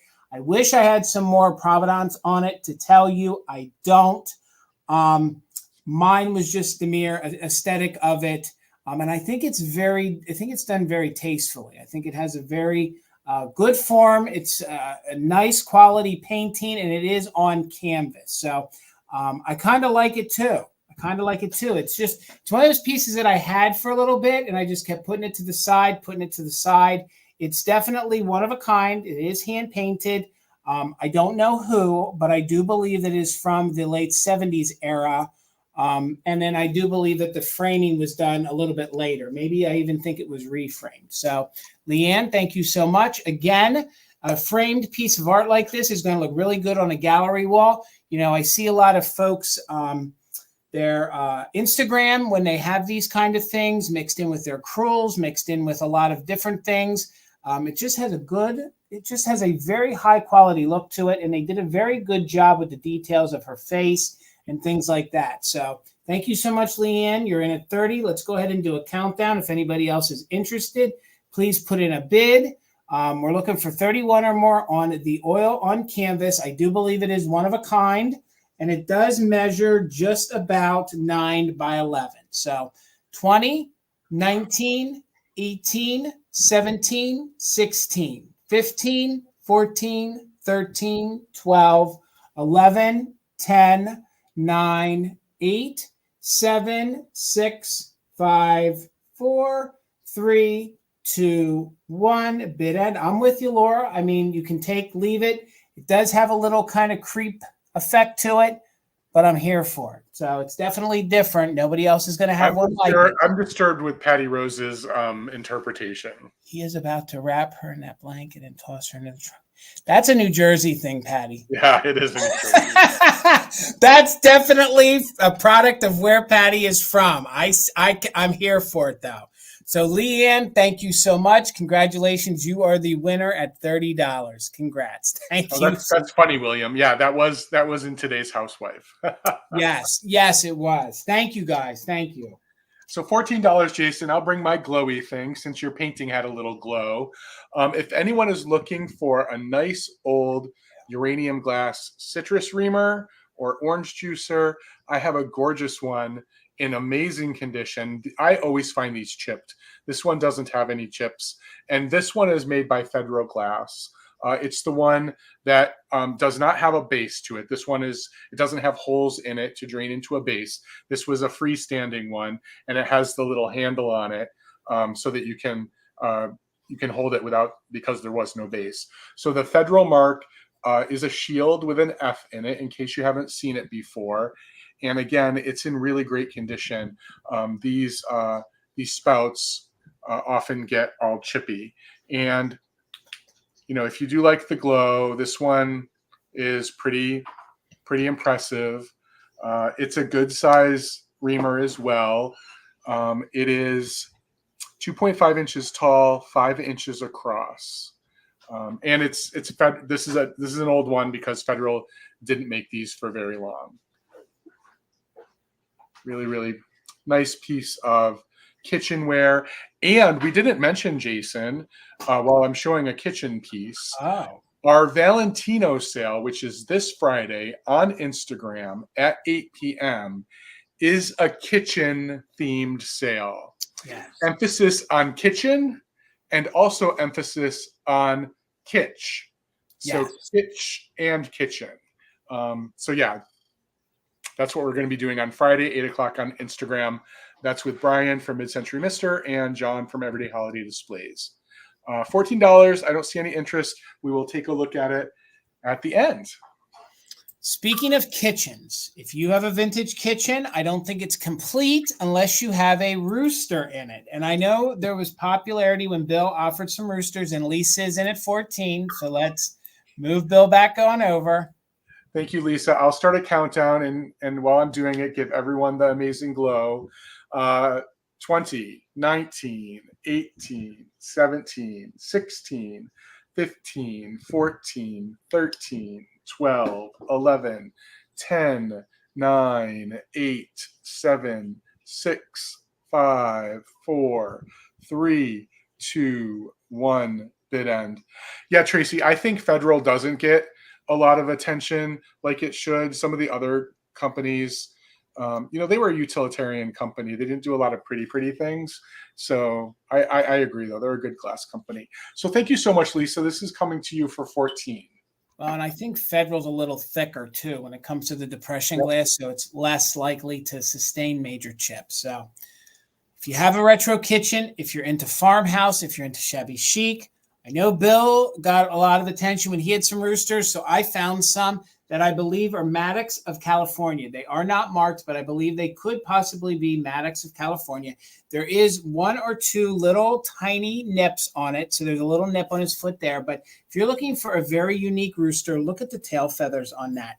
These are very mid-century. These are not your Royal Copley style roosters, yet they would pair with them and look great. So this one I'm calling the larger rooster. So this one has no chips to the beak, but there is one or two little nips here to the feet. And the extremities here, the feet, they're very highly detailed with a lot of points on them. So I could see where they would have gotten a little bit of a nip or a rub. And there's a little bit of a nip here or a little bit of a rub right there. But overall, in very good condition. And this is a sculpt that you don't find that often. So this one measures about 6.5 inches tall by 7 inches wide. Has all those great colors of the yellow into the brown. We have some of the pinks up here. We have the black rooster part. Just a really, really fun mid-century rooster for just $20. I do believe that this is probably Maddox of California. Just from the underneath side, I've collected and have had some of those roosters, and I believe that these two are from that company. So there's your first one. This is your smaller one. This one doesn't have any nips that I can find on it. Oh, I'm sorry, there was. There's one little nip up here to its cone, if you can see the little white spot right there. So this one is your smaller one. I think they look very nice together, or just one by itself. So $20 choice. This one is about 6 inches tall and about 5.5 inches wide. And again, if you guys do a vintage kitchen, maybe you do farmhouse, these are always fun, and we've always had these style roosters in our kitchen, especially when it comes to, the 1950s or the 1960s style of look. So I feel like they're getting washed out. Let me put some white behind so you can see the gorgeous color on it. Again, you have those yummy like butter style yellows on there. You have the pinks on the cone. Remember, there is one or two little nips to his cone, but in very, very good condition. I love the blacks on there. Thank you, Karen. I agree. Very nice detail to them, and they're a nice size. They're gonna match well with your Royal Copleys if that's what you guys collect, and if you guys have maybe a screened in or fenced in, media room outside. These are so fun to use outside. I know folks that get fake little hen nests, little hen crates and things, and then what they'll do is they'll pop some of their fake roosters in there. They also pair well with your hen on the nest, if that's what you're into. And again, just note that there is a few little nips. There's one or two little nips to the feet, but I think in overall good condition. Very kitschy. Bill, have you ever seen these before? I know you were selling roosters. And I think you're right. I think they are Maddox. Okay. They usually are, because Maddox has always done the more radical feathers. They've always been more out there. And honestly, if you guys collect roosters, these you do not see that often in these two sculpts. Usually they're heavily damaged if you do. I have one that has more of a like a fighting style rooster in the back. Shara, am I saying that right? Is it Shara? It's Shara, right? I think I pronounced your name right. Correct me if I'm wrong. I think it's Shara. Would you say that's what it is, Bill? Shara? I would think Shira. Shira? I don't know. Shira. Thank you. Correct me if I'm wrong. God knows I know that I mess up names. So Shira, thank you. I see you in at 20. Okay, Shira, thank you so much. And thank you, Bill. So we're in at 20, looking for 21 or more, and it would be on choice. This one we're going to call small. This one we're going to call large. So let's go ahead and count them down from 20, 19, 18, 17, 16, 15, 14, 13, 12, 11, 10, 9, 8, 7, 6, 5, 4, 3, 2, 1. Bid end. Thank you so much, Shara. I see you. Thank you so much. So you're in at 20, looking for 21 or more, and they would be compatible ones. So they would be ones that you would, put together or buy separate and put together. So there is the bid end. So you didn't need your just in case. I'll keep you highlighted with the 20. So you can have choice. Just let me know which ones you want. Let me know if you want the large one or the small one, and they would be $20 each. So that one is your large one again, and that one is your small one. So I will watch the comments. Let me know if you want both. If you do, you just put both or large or small. And we'll get you over here, Bill, and we'll keep on trucking. All right. $14, Jason.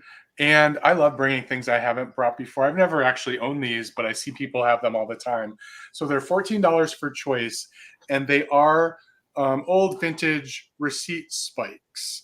And I know that these are highly collectible, particularly around Christmas time, because in addition to being able to spike your paper on it, people use these to display their glass Christmas tree toppers because they sit really nicely on it. There's a base on the bottom for the round bottom to sit on, and it prevents your tree topper from falling over. They are essentially the same size. The green one, so there is a green one. The green one is maybe like a quarter of an inch taller. It does have a bit of a bend. Some restaurateur was really rough with the receipts or the kitchen receipts one night. It does have a little bit of bend, and both of the things are a little bit loose, but they are able to be tightened on the bottom. There's a great deal of patina, and as you can see, there are a bunch of holes around the edge. And if you Google uses for old receipt spikes or whatever these are called, you're going to get a lot of really interesting projects you could do. I saw one earlier today where someone cut hundreds of pieces of sheet music in different sizes, and they used it to build a Christmas tree out of paper just by poking it down, all the different sized ones. And it looked amazing because you saw all the music notes and they were all like sheared on the edge. It was just really beautiful. So there are lots of ideas for how to use these online, in addition to displaying your glass Christmas ornaments. There's also one with that doesn't have a green coating. It's in the original sort of metal color, and it also has a lot of patina, a little bit of pitting on it. So if you like your rusty and crusty, this is a really good choice. And some people are actually using them as flower frogs as well, because there are these holes in the top. So they could be paperweights, flower frogs, holders for your receipts, your papers, or your Christmas tree toppers, or they can be used for displaying craft projects. Lots of different uses for these. They are each just about 6 inches tall. Good old New Jersey. You're right, Tracy. These are not weapons, though. No. They are not weapons. Let me be very clear. We're on YouTube. These are not to be used as weapons. Yes. Yep. And I do like what Karen says is you can use a little magnet and use these to hold your ephemera. There's so many things you can do with them. They're really fun. Again, one of those things that when you need it and you can never find them. So it's like these and flower frogs are like, I'm always looking for them. Agreed. All right, guys, thank you so much for hanging out with us. If you are not subscribed to Bill's channel, please do. We know a lot of you folks watch this in a replay, so please make sure you go down below into the description and make sure you follow Bill here on YouTube, follow him over on Instagram, and please consider doing the same for me. So $22, and I didn't hesitate to grab this because I know how folks love an antique cookbook, okay?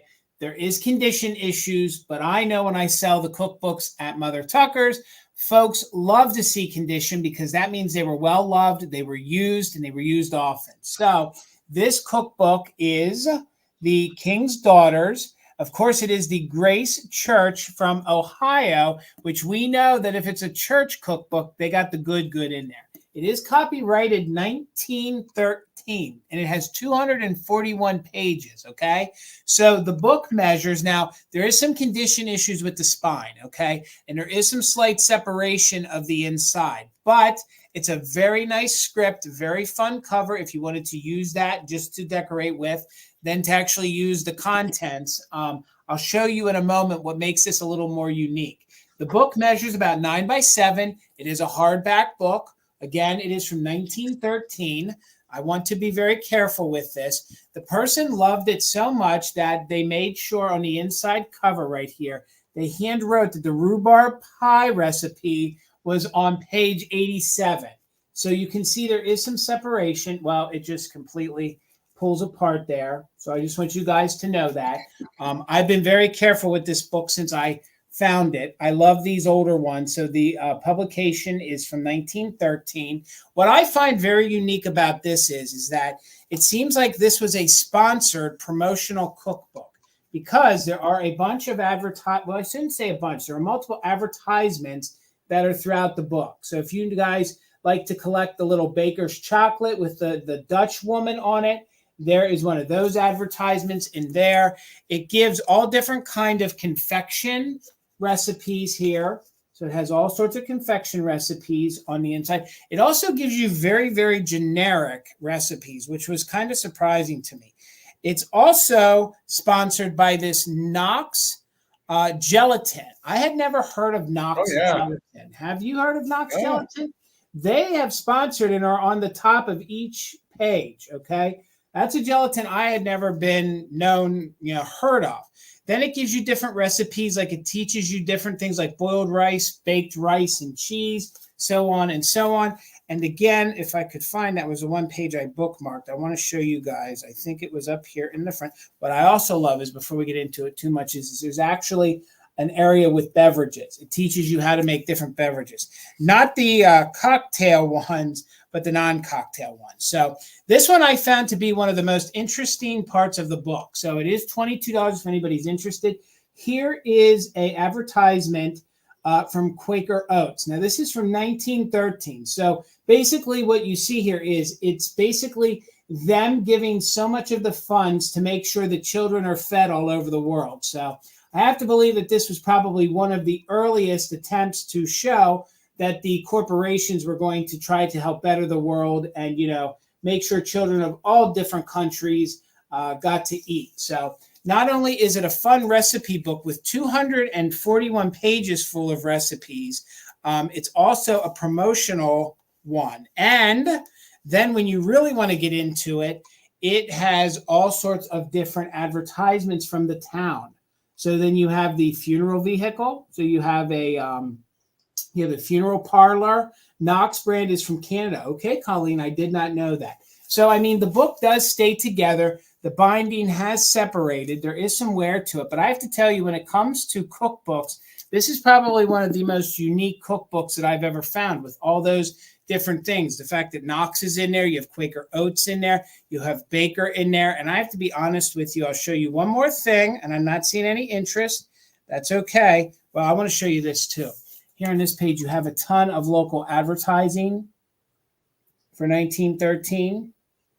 But then you have one page that seems, I wonder if that's where the rhubarb pie is. So there's like pages in here where you could tell that were heavily used.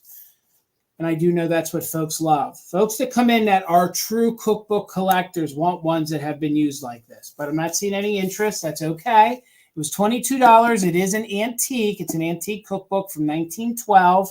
It is the King's Daughters.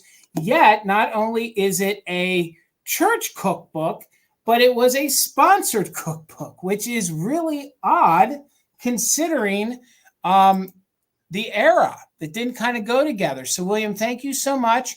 Okay, Take Up Cookie. This is also a nice, fun riser, aesthetic-wise.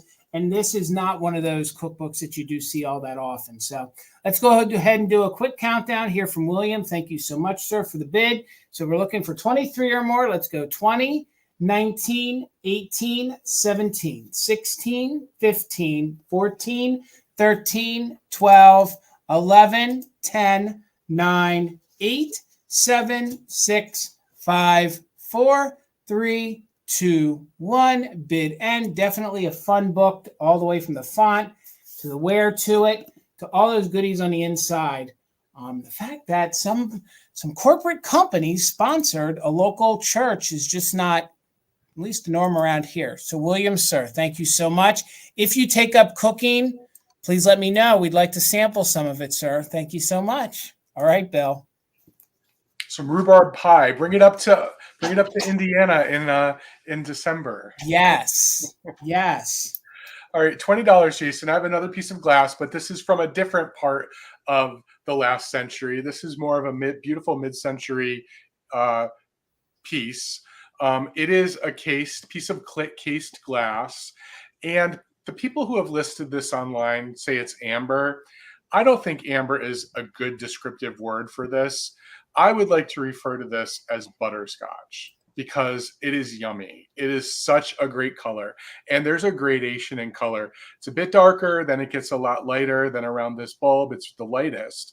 And then it gets really saturated and looks like, what are those candies that I like? Werther's. It looks like a Werther's candy, doesn't it? It's really pretty. And then on the inside, because it is case glass, it is white. It is 9.5 inches tall, and I do not know the manufacturer. Where you see this listed online, people call it Empoli. Maybe it is. I'm not going to call it that because I don't have any evidence to say that it is or isn't, but it's gorgeous. That's all I need to know. And it's in amazing condition. There are no cracks, no chips, no scratches. It's just a really great example of case glass, and it takes a color that I think sometimes is not a favorite color. The yellows aren't always people's favorite colors, but because there's like browns and saturated, butterscotch and caramel colors in here, I think it's just really, really pretty. Let me get a little bit. I love butterscotch too. I love butterscotch, and what's that other thing I like? What's in a Heath bar? Toffee. I love toffee. I really do. So pretty. It looks good with your background. It was really pulling out the white background and it was pulling out all those yellows off your shelf behind you. And I think if you were someone who liked to mix your glass in your different decades of glass, imagine getting Jason's swung vase from earlier, putting the carnival glass with it. It's just a great combination. Love it. Very mid-century. Yeah, it's really pretty. I really do like it. All right, guys, $30 choice, and I'm gonna tell you what tough. Yes. Top tier. Agree. I'm going to tell you what I know about them, and then what I suspect they are.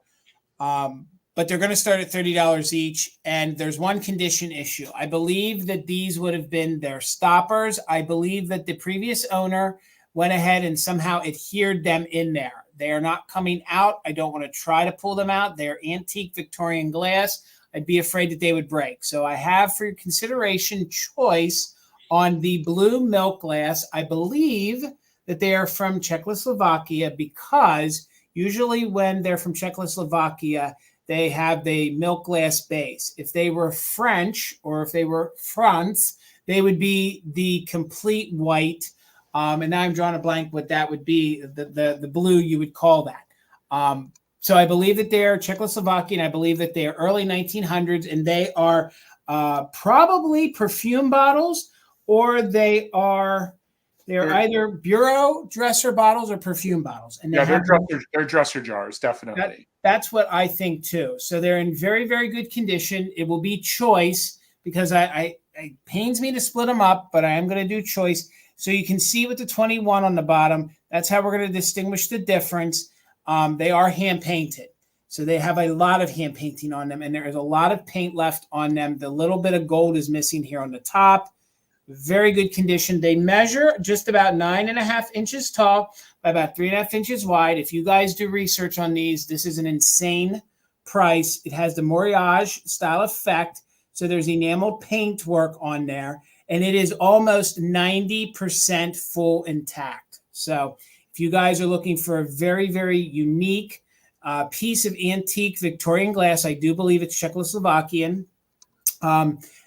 These would be for you. I can't even believe that Tina was able to score these, and I'm able to offer them at $30 each. Honest to Pete, that is a very good price for these. So I do have 2 of them.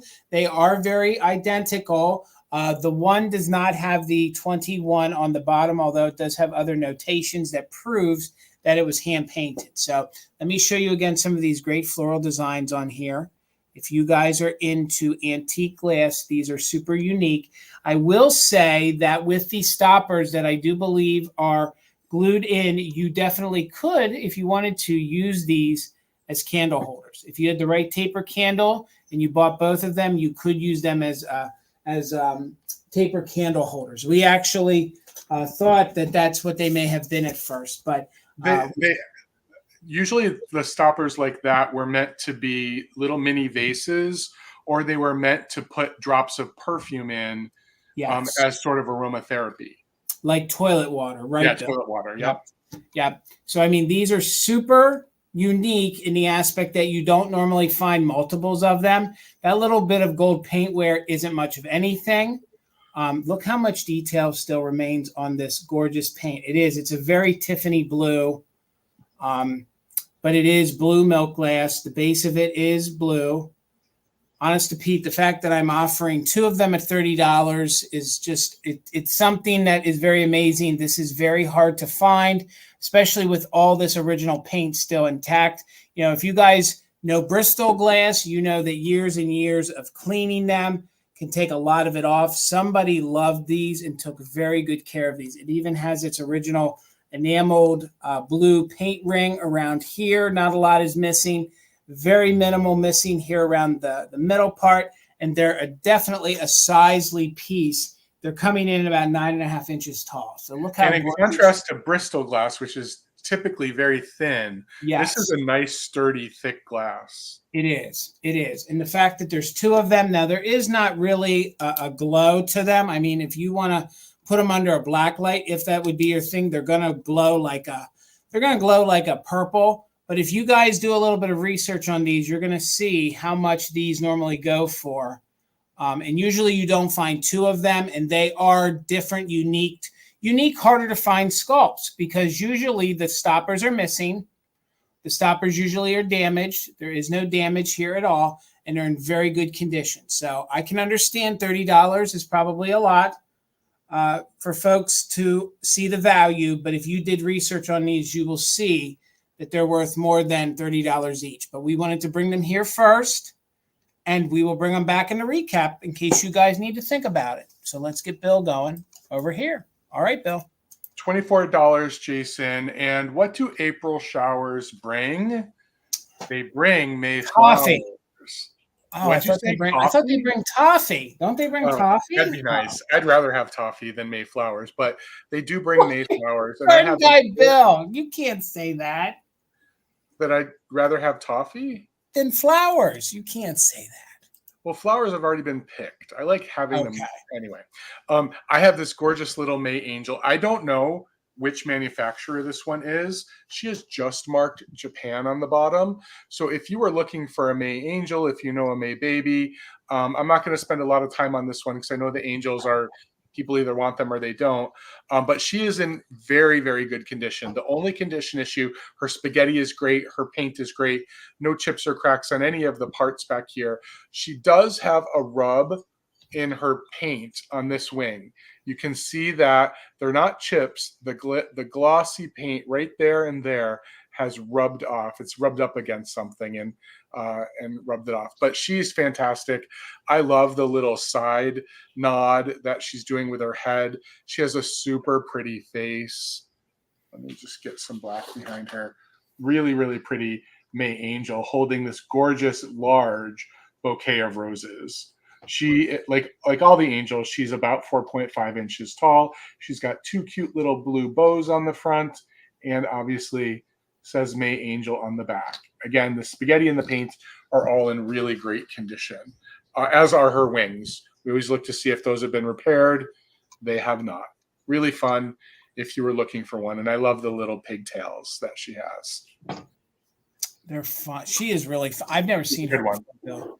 Yeah, the side head nod is new to me. Yeah. Did she have the foot kicked out? I was trying to look. No. You know I love that, but she doesn't. That's why she's leaving Bill's house. Her foot's not kicked out. So, all right, guys, $20 and you're going to get both of them. Again, I was trying to go for an aesthetic. If you liked my canvas art, if you liked the Homeco butterflies, you'll get both of these for $20. Okay, so they're smaller mirrors. I was using them kind of as vanity mirrors. They are 1970s, 1980s. I think they could be Homeco.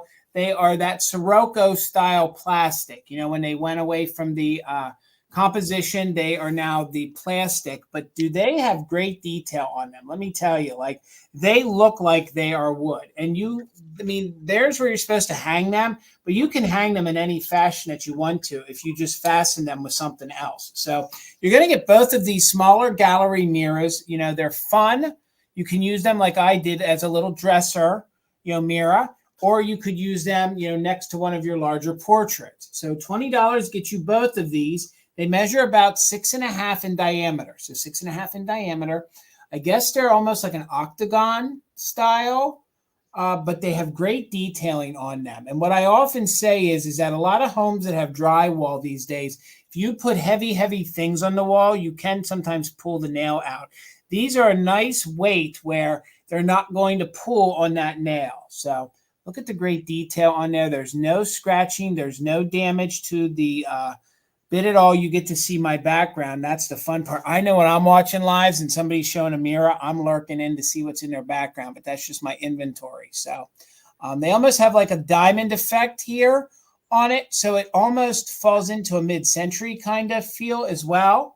And again, they are just $20. Hello, Gloria. It's been a while, Gloria. It's good to see you. Thank you for your 25. And again, this gets you both of them, not just one. Here's your back. And you could definitely hang them however you want. I used it as a little dresser because I will have some mini perfumes coming up. I'll probably do that in my next round.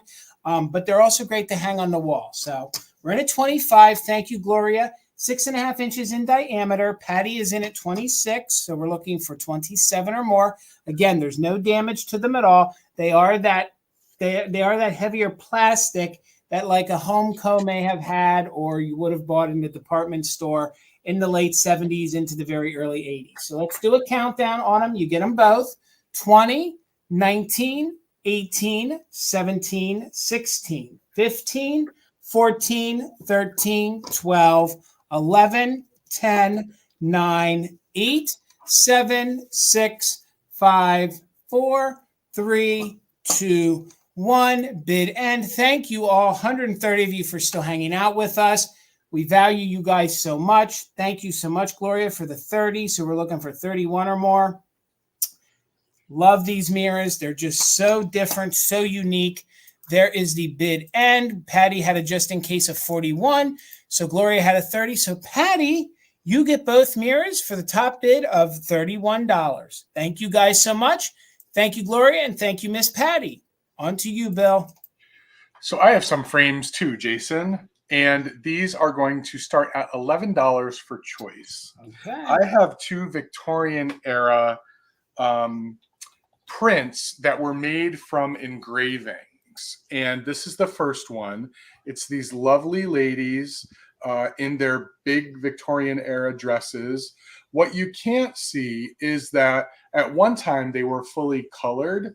A lot of the coloring is faded, but in this picture, you can still see some color on the fan here and in the flowers, in the blue flowers in her sort of hairstyle. It's woven into her hairstyle.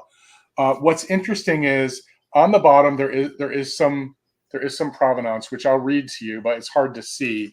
The engraving is actually called Les Modes Parisiennes, and it's marked July 1968.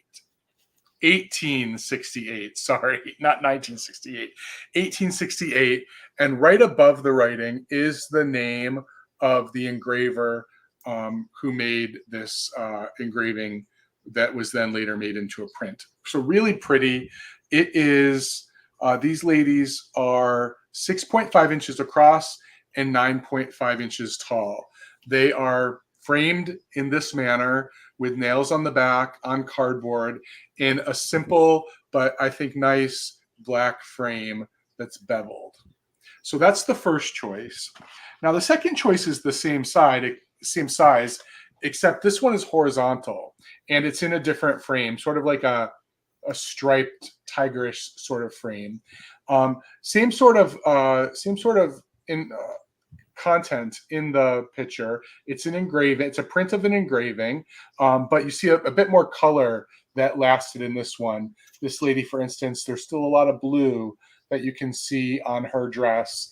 You see some here and some lighter blue here. A little bit of, I think, pinkish, orangish color down at the bottom here. But just this large group of ladies in their dresses out in the countryside doing whatever they did back then.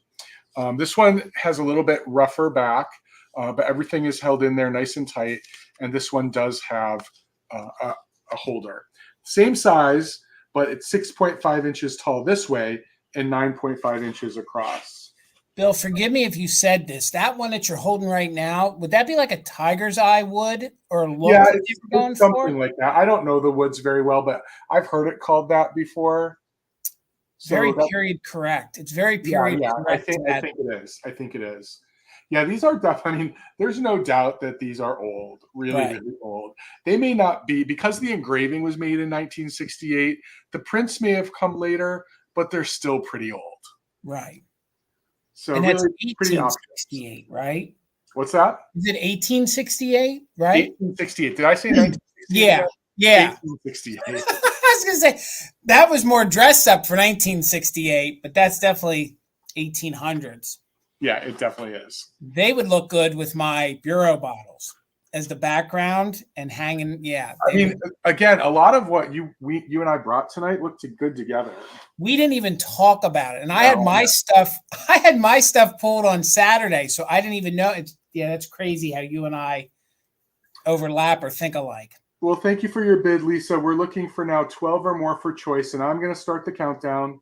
20, 19, 18, 17, 16, 15, 14, 13, 12, 11, 10, 9, 8, 7, 6, 5, 4, 3, 2, 1. Bid end.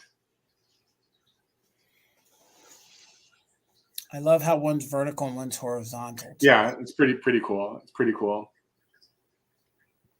I have a feeling they lived a life together because when I got them, they were there was a ribbon around both of them, like they came together.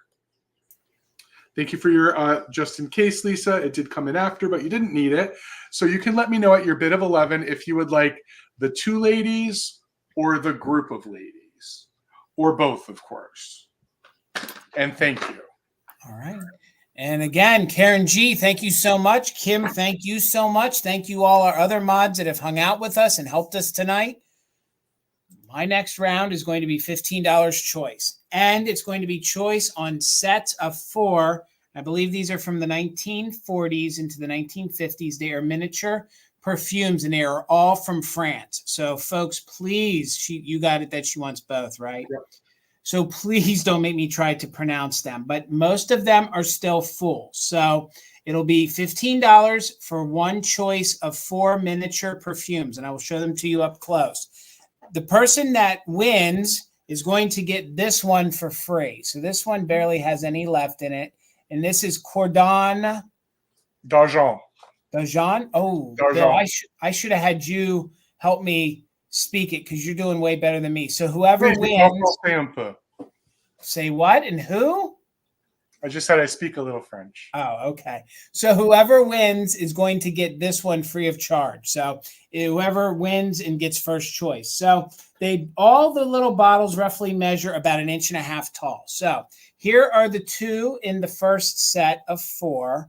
So this one is the 1880 perfume that is still pretty much full. So they're $15 for a set of 4, which usually these go for $5 to $10 each.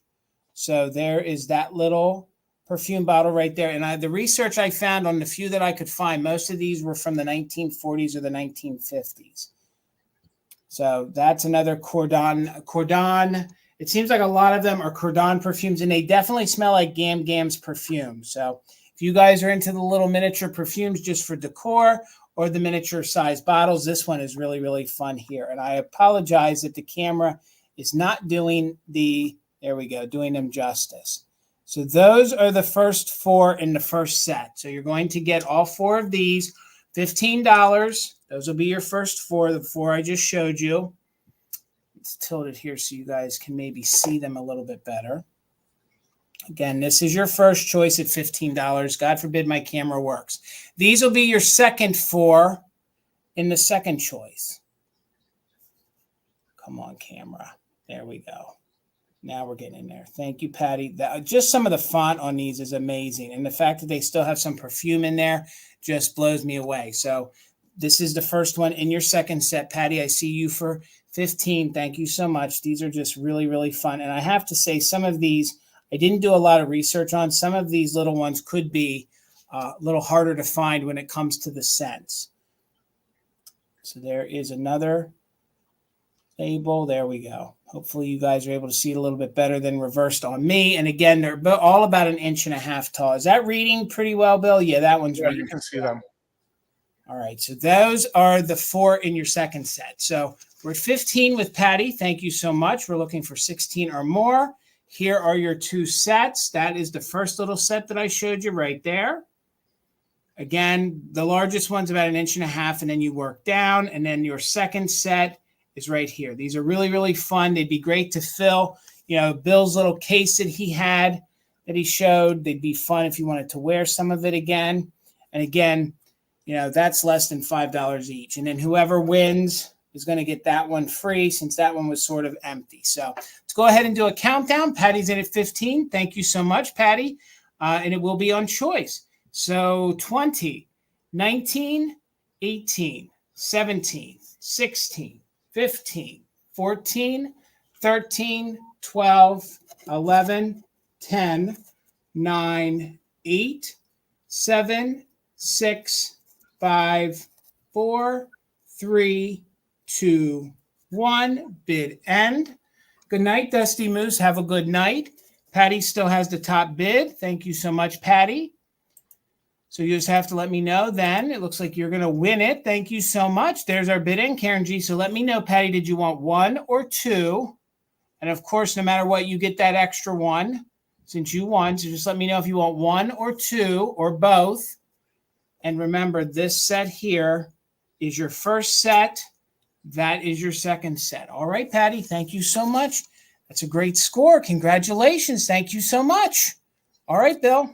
$18 for choice, and we have some more older glass. The first piece in the choice is this gorgeous piece of Dugan glass again. And this is in a pattern that I love, but I don't find all that often. This is their scalloped keyhole pattern. These areas in the middle are reminiscent of keyholes, which is how it got its name. The scalloped edge is where the scallop comes from, obviously, and it is a short pedestal bowl, obviously blue opalescent, very gorgeous.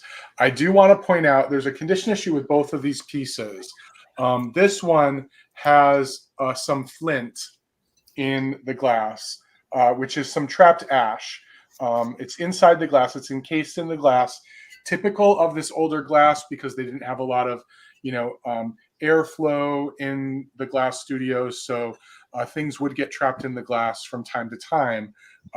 This one is not all that noticeable to me, at least, because I'm so distracted by how beautiful the pattern is. Just a really pretty piece of Dugan glass. And as you can see, it's quite large. It is 9 inches from side to side, and it's 3 inches tall. So the start price is because there is that piece of ash on the inside. Now, a competitor of Dugan was a company called Jefferson. A lot of you know that. And this is a white opalescent piece of Jefferson glass. This is in, I would say, a more common pattern. This is called the beaded fan pattern. So there are beads that lead up to these beautiful fans, but the base is pretty spectacular on the beaded fan because it is square. It's a hollow square, and it's got these gorgeous beads on it. Now with this piece, the condition issue is, let me find it. It's a very smooth chip on one of the ruffles. I will be able to show it on the screen when I find it. It's right here. Right there, you can kind of see it. A little bit of the white opalescent has come off. Other than that, it's in amazing condition. And like the Dugan piece, this is also a big one. It's also 3 inches tall and 9 inches across. How gorgeous, like, to live in these homes where this was like your everyday stuff, right? Pretty amazing. Pretty amazing. I think for my bottles, the one word I was looking for was like the opaline, and I think that blue piece sort of mimics the look of opaline a little bit. Yeah, well, yeah, and actually that would make sense because it does have that. It's not a glower, but it does have that milky, that milky glow we see in the blue opalescent sometimes. So it's really nice, but very pretty. If you wanted to fancy up your 4th of July, for instance, get both of these and a pair of red candles. Wow, you got a nice little 4th of July antique, quite frankly, 4th of July display. Gosh, if you could find some patriotic themed calling cards to sprinkle in there, how great would that look? Agreed. All right, guys. $12 choice for me, and it's some metal and glass. So the first one I'm going to offer, I don't know quite how old it is, but it is like a thinner metal, and it's kind of a lattice style, and then it has the 2 glass vases that insert. So very dainty, very, deco style almost, have you. So just $12 if anybody's interested. You could pop a little air plant into that. It's too small to put a little votive in, but just dainty. It has that great ivy flowing up through there. I'm not sure the age of it, but I still think it has a sweet little look. Very dainty. It measures just about, believe it or not, 11.5 inches tall by 4 inches wide, and then each one of the little glass vases measure just about 2.5 inches tall. These are some of my favorite little glass vases that hold. Bill, do they use these to propagate? Can you propagate with these if you want to? You could, right. Yes.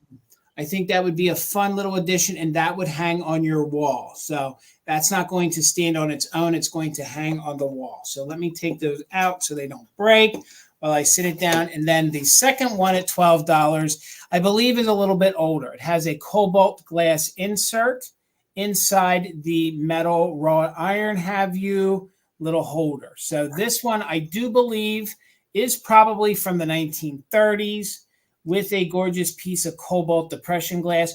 There is a little slight line in it. You can kind of see there, but it's just gorgeous. And of course, this one not only doubles as a little vase, but it definitely can be turned into a little tea light holder. So let me get my little tea light here and show you guys. I'll put in my color changing one. Look how great that is in there. So that could be your little votive holder, maybe take this out on your deck, maybe put one of those citronella candles in. And again, it is a glass insert, so it could be taken out if you wanted to. So just $12. This one I do believe is Depression era, and it measures about 3 inches tall by 3 inches wide.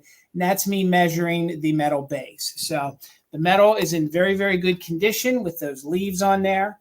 It's a really, really fun, small little vase, little votive holder. You can do all sorts of different things with it. And again, I do believe that's 1930. So that was your one choice at just $12. Those, apparently I gather cobalt glass is not going to be able to be made anymore because some of the nutrients or some of the things that it's needed to create the color isn't accessible anymore. And there was your first choice.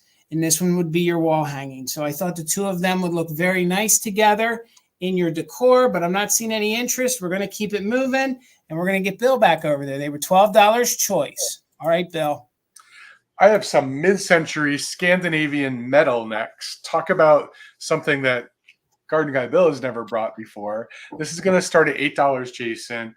And I have this really beautiful piece of Norwegian pewter.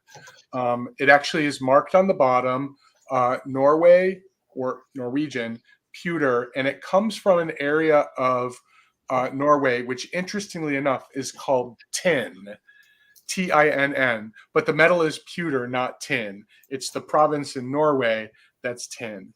And what's really interesting about this one is there is another word on the bottom with a shape.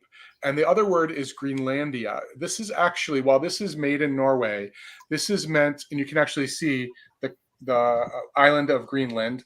It's not a continent. It must be an island of Greenland here. It's not a country either. The territory of Greenland.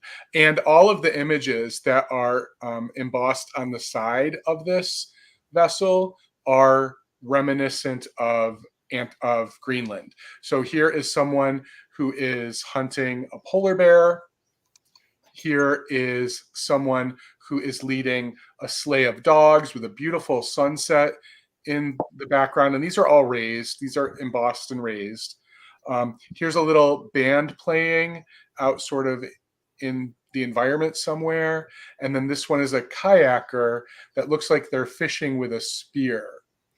Really cool piece. And it is 5 inches tall. Now, online people have this listed as a vase, and I've only seen it in this format, but mine actually came with this little cap, which has all the same information in it that's on the bottom, including the island of Greenland, which fits in the top, which is making me think that it's probably not a vase, but none of the ones I found online actually had the cap.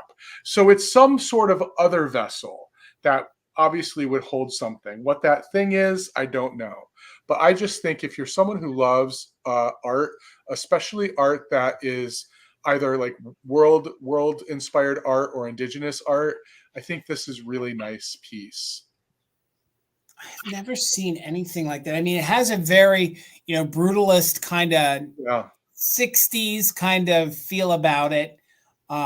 I wonder if it held like a perfume or cologne or something for. I don't know, but in looking at it, I know that most of there are many other versions of this piece. It doesn't always look like this. There are bowls, there are larger vases, lots of different stuff.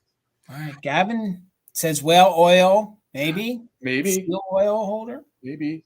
Don't do that now. It's not legal in international waters. It's a very fancy vessel, Bill. It's really, I think it's really beautiful. Really beautiful. Good old Grandpa John's moonshine. That too. Jones moonshine. So Clean Look is in at 8. Thank you so much. I'm going to start that countdown. 20, 19, 18, 17, 16, 15, 14, 13, 12, 11, 10, 9, 8, 7, 6, 5, 4, 3, 2, 1, bid end. They're having like a hoedown there, Bill. Yeah, they're having a good time. I mean, I think this is really like this is a picture story of activities in Greenland. You know, that like what it's the cultural story. Right. So thank you so much. So Clean Look, congratulations. This is coming to you. All right. I was really excited when I found this. Now, I have never eaten here, but I know a lot of folks swear by it. Someday I'll get there. But it's a 1940s restaurant ware mug from White Castle. So, and I do know that one of the original White Castles, that is what it looked like right there at the top.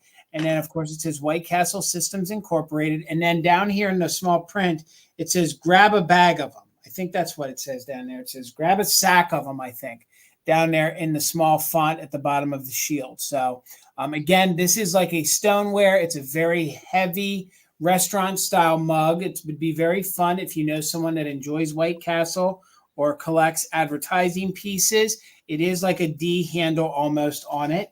It measures about 4 inches wide by about 3 inches tall. So again, there's not much more I can say about it. If you guys are into White Castle or into advertising, this would be a really, really fun mug for you to have your morning coffee in. And it is ironic, or should I say it's odd, how this was a serving of coffee at once, because this would be a shot of coffee by today's standards. So, yes, you are correct. You are correct, Tracy. Absolutely. So let me get in here so you guys can see if the camera wants to focus. Great detail on there. I think if you love White Castle or advertising pieces, you're really going to enjoy this mug.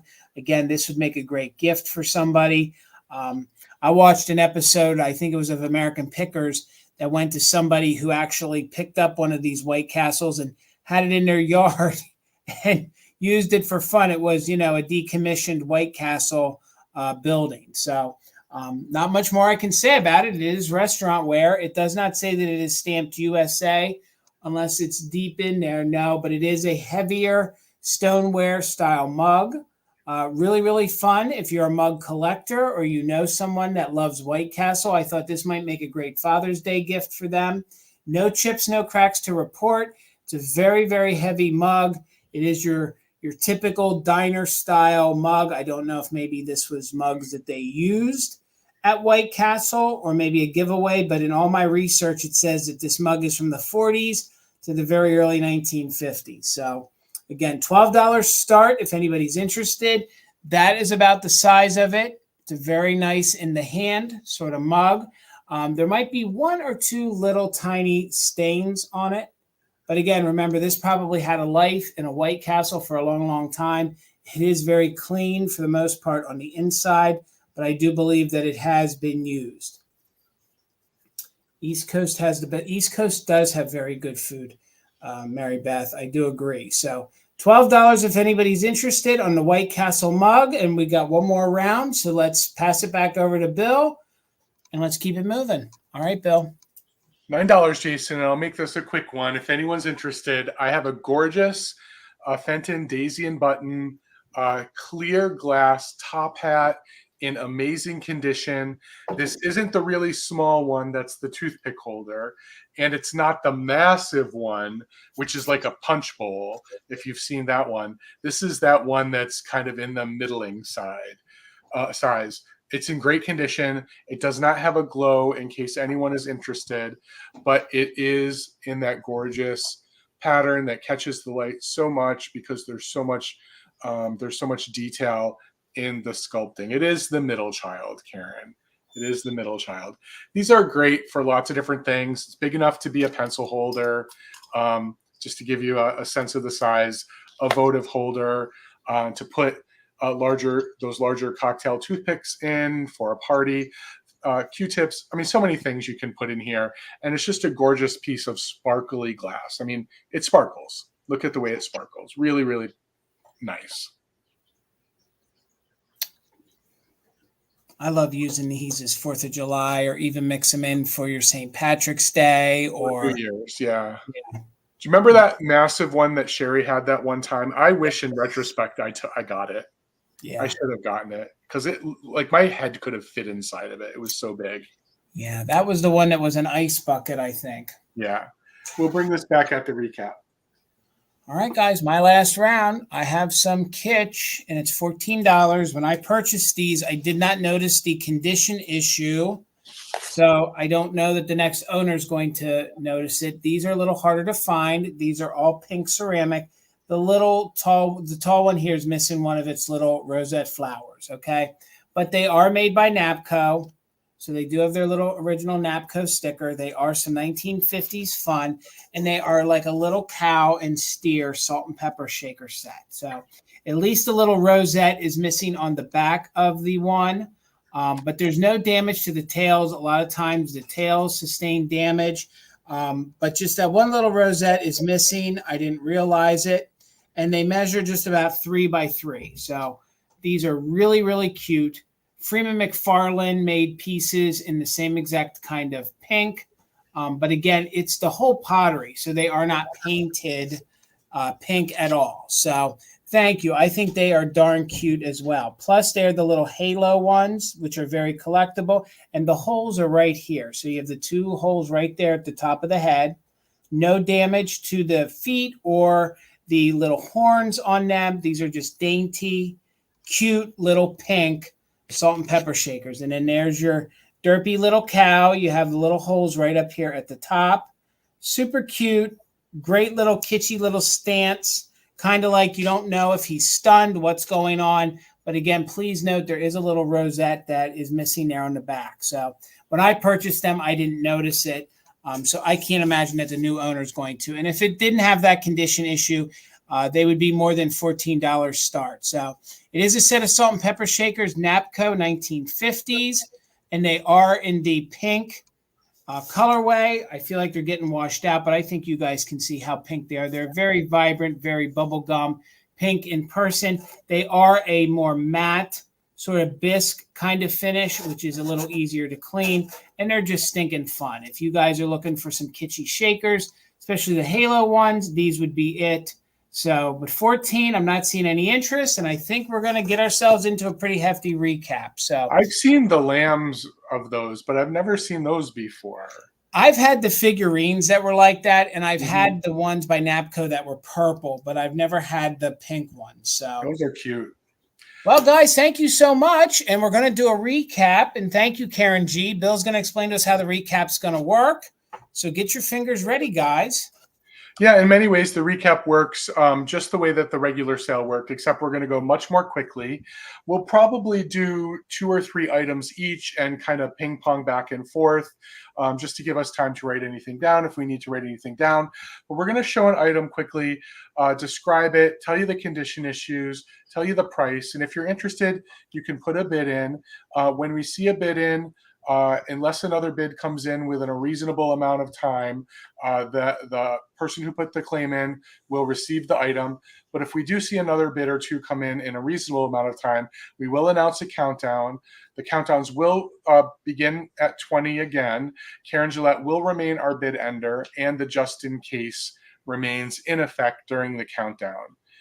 And I think that's it.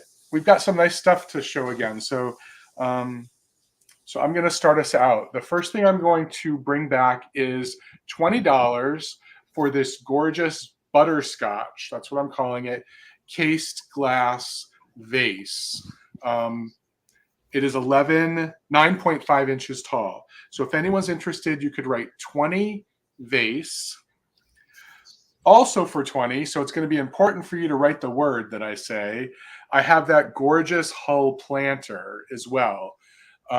In great condition, no condition issues, no chips, no cracks, marked hull on the bottom. This was also quite sizable, 8.5 inches, so you could write 20 planter. And for 14 each, I did have the 2 6-inch receipt spikes. The one that has in the metal color with the patina, and then the green one. So you could write green or metal for 14. I think I said 16, but they were 14. You can go ahead, Jason. All right. $25, and you're going to get your whole little Love Me Tender little teddy bear lot. It is your quintessential 1960s teddy bear. $25, you're going to get him. He's in very good, clean condition. You're going to get the 45 picture sleeve. Hello, Mary. Good to see you. You're going to get the picture sleeve, but here's the side that pays. I don't have the 45 for it, but you'll get the sleeve with the little teddy bear. And then you're going to get the Elvis keychain. So if you know someone that loves Elvis, again, all one money, $25. You could just put bear and you'll get the 1960s bear in very good, clean condition. And you'll get the little sleeve cover and the keychain. So that's bear, 25. Then I had, gosh, let me get my notes around here. So that was 25. You would just put bear, 25. Then I had for $12, California pottery, the very atomic style. Gosh, I don't want to be the one to break it. The atomic, like amoeba style or kidney style trinket dish in very good condition. What I love about it is it has the little leaf as the handle. So it's a little trinket box there. You can get the full effect of it. So this just put in a box and it was just $15. Usually they're very damaged and chipped up. Flour has no issues at all. Again, this would be California pottery. So that would be dish. Just put in dish 15. Dish 15. Okay, for $24, I had that gorgeous, we don't know the manufacturer, May Angel with her little head off to the side. You have a claim on the box. Yep. Thank you, Clean Look. Yep. The only condition issue with her was a little bit of paint rub on her wing back here, but no other condition issues. Wings are in good condition. Spaghetti's in good condition. Gorgeous face with pigtails. So if you're interested in the Angel, you can write Angel 24. I just showed the top hat. $9 for the Fenton clear daisy and button top hat. No condition issues. So you could write hat, $9. And I have the two glass pieces that I just showed. $18 for the white opalescent Jefferson fan and bead compote, sort of footed compote with that one condition issue that I showed earlier, the smooth chip. Thank you, Clean Look. I have you for the top hat. And then and you could write, if you were interested in this, you could write white 18. Then I had the beautiful blue opalescent in that really interesting keyhole pattern, also 18. The condition issue with this one is a piece of trapped ash inside the glass. Believe me, it's there. You'll see it. It's there. It's hard to see because it's small, but it's there. This is, you could write blue 18 for that. All right. And I had, let me get my notes here. Bear with me, gang. I had choice on the little vases. Hello, John. How are you, sir? I had the little cobalt, which I do believe this is authentic 1930s depression. It could make a great little votive holder, but that is the cobalt glass. It is a little vase. It does sit in. And now that I think of it, I think the scratching I see is from the metal rubbing on the leaf. So if you're interested in this, you just put blue 12, and that could be yours. Then I need a moment to put this together because I don't want it to break. This would have been your thinner, and I believe this one's later. This one is probably 60s maybe. So it is your little lattice with your little glass vase. So this one, just put clear glass, and that would be 12 if you're interested. I do think it had like a lattice style effect to it. Great for propagating. So that would be clear 12. And the cobalt one would be blue 12 if you're interested. And then I had my White Castle. So I got you Clean Look for the clear one. Thank you so much. So that one goes to Clean Look. Thank you so much, guys. And again, folks, if you are watching this on a replay and you see something that wasn't claimed in a recap, please feel free to email Bill or myself. Thank you, Shara. Hopefully I'm saying that correct again. Thank you so much. I got you for the cobalt one. Let me write you down here. Thank you so much. That is a fun one, and that one I do believe is 1930s. So I have the what I believe is 1940s, maybe early 50s, White Castle mug, if you guys are into advertising. It doesn't say USA, although it's got to be. It is stoneware. So this one would be mug, and that'd be $12. Mug, $12. Great for your coffee while you eat your sack of White Castle. So just put in mug, 12. And let's turn it back over to Bill. No, this is not for sale. This is the only thing that keeps my water cold. It's my favorite thing. It's always ice water. People maybe think I drink coffee, but I don't. So $5 for choice. I had, from my very first round, those little bone china figurines with the beautiful paint job on them. I had the little swan, so you could write swan, and none of these have any condition issues. They're about an inch tall. You could write swan, $5. I also had the little turtle. The little turtle for $5. You could write turtle, $5. And I had that really cool whale. The little whale. You could write whale, $5. Thank you, Lisa. I have you for the turtle. All right, Bill. How many more do you have, sir? Is that it? I'm done. That's done. Okay. Then I had just shown you guys, I have my little Napco pink cow steer shakers. There is a little rosette that is damaged on it. I didn't notice it when I purchased it, but it's a fun little set, and it's just $14. They don't come around that often, and the pink porcelain or the pink ceramic is very, very collectible. Very good condition outside that little rosette. So just put cow 14, and that's going to do it for me, guys. Let's get Bill back up here.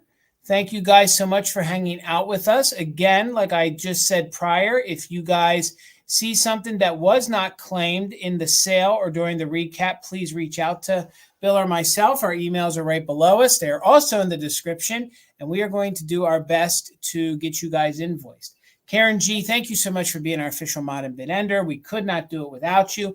Please make sure you're following her husband, Gavin, who is Grady Grupo Vintage Recordings. Clean look. It was so good to see you, and thank you for the claims. And thank you all for all your purchases and hanging out with us tonight. It means the world to me and Bill. Bill, where can they find you at next? So as I said, I have 2 more sales this week. It's my week for the Kitsch Keepers. So that's 5 o'clock with Steph Crazy for Kitsch Vintage over on Instagram. We do 2 hours of a crazy pace sale just to get as much vintage into your homes as possible. So that's Thursday, 5 o'clock on Instagram. And then I'll just say this for Jason and I again. It is a Valentino's week. If you know the Valentinos, it's 4 guys. It's Jason and I, Brian from Mid-Century Mister, and John from Everyday Holiday Displays. We have a kitchen sale this week, emphasis on kitchen and emphasis on kitsch. And that will be on Instagram at 8 o'clock Eastern on Friday. So please join us for that sale. The 4 guys, when we get together, we always have a lot of fun. Then I'll be back in between that sale and this one on Wednesday night for fantastic finds with my vintage sister, our vintage sister, Amy of Enamor Amy. We always have a good time. I know she's leaning pretty hard on mermaid bathroom and nautical themes. I won't be so much, but I will have things that will pair with her. So it'll be a good variety sale this Wednesday coming up at 8 p.m. Eastern here on Mother Tuckers. Again, please make sure you're subscribed to Bill. Not only here, but please follow him over on Instagram. Things have been a little slower when it comes to the followers and to the subscribers. So every little bit helps us grow our small business, and we would greatly appreciate it. So, guys, thank you so much for hanging out with us. Until the next one, you guys have a very good night, and we'll see you in the next one. All right. Good night, everybody. Good night, everyone. Thank you.